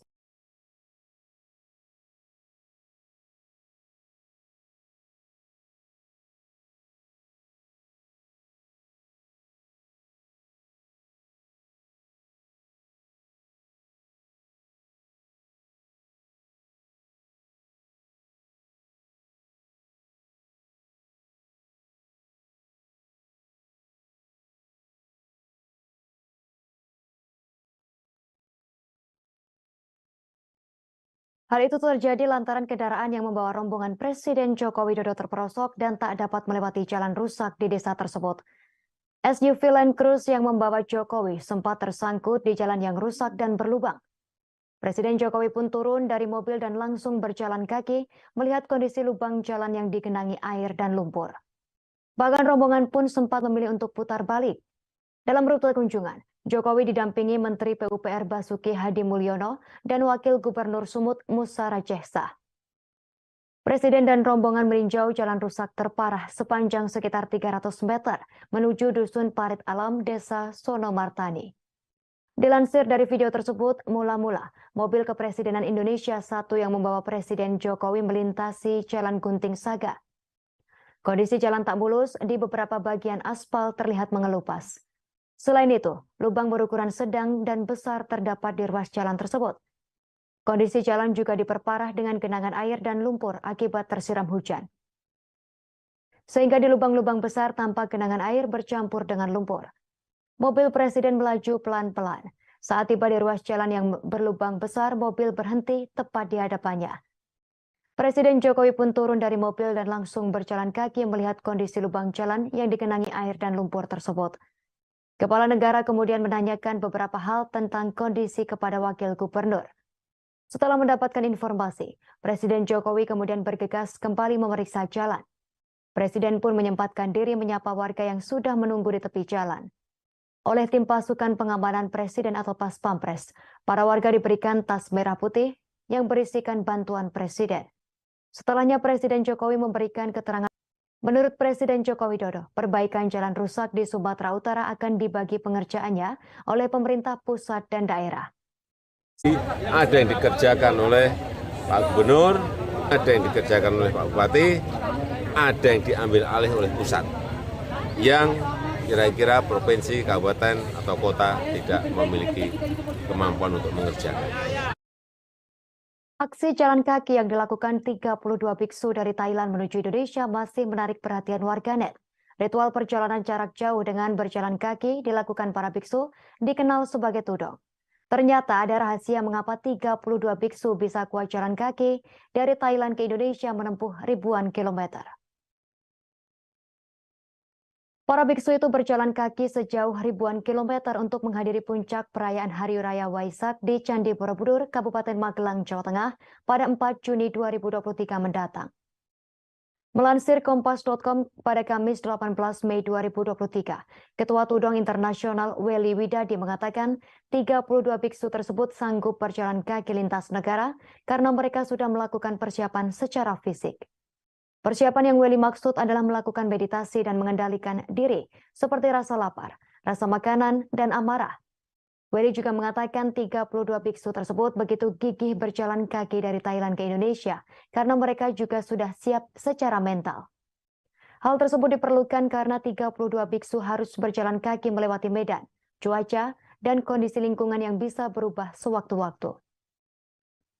Mereka berangkat sejak 2 bulan lalu dan selama perjalanan menghadapi tantangan berupa gelombang panas yang melanda Thailand. Sebanyak 32 biksu juga untuk makan dan hidup dari satu vihara ke vihara yang lain.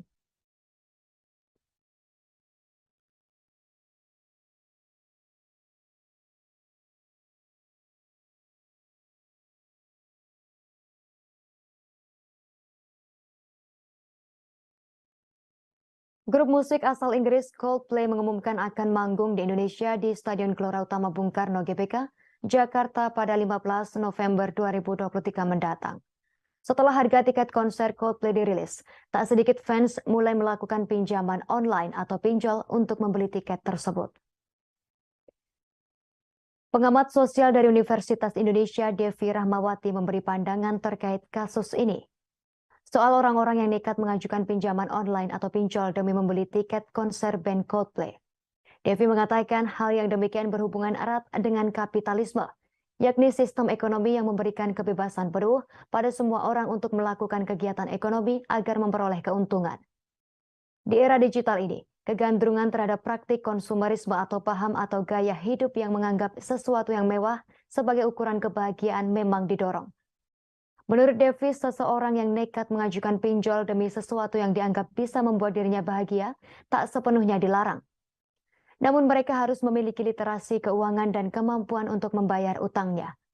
Menurutnya, orang yang membeli tiket Coldplay dengan pinjol bisa menghitung betul bahwa utangnya bisa ia bayar, maka tak masalah. Karena kenikmatan kebahagiaan yang ia peroleh itu begitu besar. Ia menuturkan kebahagiaan tersebut kadang-kadang tak bisa diukur dengan materi saja. Lebih lanjut, Devi menyampaikan bahwa mengajukan pinjol untuk sesuatu yang dianggap membahagiakan tak boleh dilakukan jika sama sekali tak ada kemampuan untuk membayar. Yang menjadi masalah adalah ketika pilihan untuk membeli tiket Coldplay pada pinjol dilakukan tanpa pertimbangan pengetahuan keuangan dan kesiapan diri.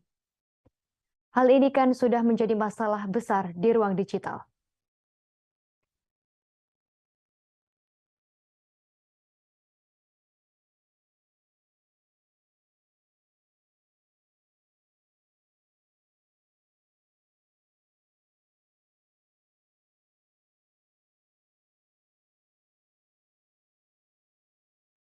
Kapten Timnas Indonesia Rizky Ridho meminta tiket konser Coldplay ke Presiden Joko Widodo atau Jokowi saat melangsungkan siaran langsung di akun Instagramnya. Aksi kocak Rizky Ridho terjadi seusai menang dari Timnas Thailand dalam laga final sepak bola SEA Games 2023 di Kamboja. Melansir dari Warta Kota Live pada Kamis 18 Mei 2023, Rizky Ridho spontan mengajukan permintaan tiket konser Coldplay gratis kepada Presiden Jokowi. Candaan tersebut kemudian dibalas oleh teman yang berada di kamar yang sama dengannya. Temannya pun menyarankan Rizky Ridho untuk meminta umroh ketimbang tiket Coldplay. Permintaan Rizky Ridho itu pun menuai banyak dukungan dari masyarakat yang menyaksikan siaran langsungnya. Namun ketika salah satu lagu Coldplay berjudul Hymn for the Weekend dimainkan, rupanya Rizky Ridho tak mengetahui lagu tersebut. Tak ayal, Rizky Ridho pun disemprot oleh rekan satu timnya dan disebut anak desa. Percakapan itu pun ditutup gelak tawa oleh Rizky Ridho dan temannya. Video siaran langsung itu pun viral di media sosial. Satu di antaranya diunggah admin @uniqueinfo_id pada Kamis 18 Mei 2023. Dalam postingan tersebut, admin menuliskan keinginan Rizky Ridho serupa dengan keinginan jutaan penggemar Coldplay di Indonesia. Mereka tak bisa menyaksikan konser perdana Coldplay itu lantaran kalah dalam war tiket yang dibuka pada Rabu 17 Mei 2023 kemarin. Status itu pun ramai ditanggapi oleh masyarakat. Mereka pun sepakat dengan pernyataan admin atas keinginan Rizky Ridho tersebut. Pak Jokowi, dapat mas gratis tiket Coldplay.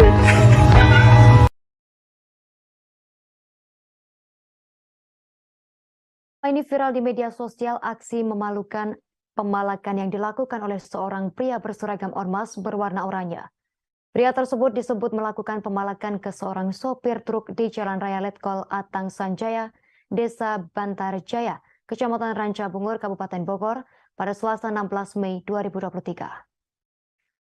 Dalam video yang diunggah akun Instagram @bogor_update, seorang pemuda berseragam ormas itu meminta uang ke sopir truk gas LPG sebesar Rp10.000. Tak memberikan uang yang diminta, sopir truk yang juga merekam kejadian tersebut berdalih bahwa ia sudah membayar pajak dan tak perlu memberikan uang kepada pria tersebut. Namun pria itu justru tak mau tahu alasan sang sopir. Ia menyebut bahwa jalur yang dilewati sopir tersebut merupakan jalurnya. Untuk itu, pria berseragam ormas itu menyebut barang siapa yang melewati wilayahnya harus membayar uang Rp10.000. Mendengar pernyataan itu, sang sopir lantas menyebut sudah bertahun-tahun melewati kawasan itu dan tak pernah dimintai uang seperti itu. Hal yang menunjukkan lagi, oknum berseragam ormas itu lantas menyebut bahwa peraturan itu baru saja ia buat. Mendengar hal tersebut, sang sopir hanya tertawa dan menanyakan banyak truk yang juga melewati kawasan tersebut dan tak dimintai uang. Kul pintu truk tersebut. Kemudian salah seorang pria datang untuk membujuk pria berseragam itu untuk meninggalkan lokasi. Akhirnya oknum tersebut lantas bergegas meninggalkan lokasi kejadian. Berdasarkan informasi yang didapat, video berdurasi 1 menit 19 detik itu viral lantaran sang sopir merekam kejadian itu dan membagikannya kepada sopir lainnya. Hal tersebut membuat kejadian itu viral di media sosial. Mengetahui aksinya viral, nampaknya nyali oknum tersebut mulai ciut. Pasalnya oknum itu diketahui melarikan diri dan sempat menjadi buronan pihak kepolisian. Dikutip dari Tribun News Bogor, saat dikonfirmasi di hari yang berbeda Kapolsek, kini pelaku sudah dibawa ke Polres Bogor untuk dimintai keterangan terkait aksinya yang viral itu. Sementara itu pihak pemuda melakukan pemalakan tersebut bukanlah anggotanya. Pelaku itu diketahui bernama Rudi. Dirinya mengaku siap mendukung Polres Bogor menjaga keamanan dan ketertiban di wilayahnya tersebut.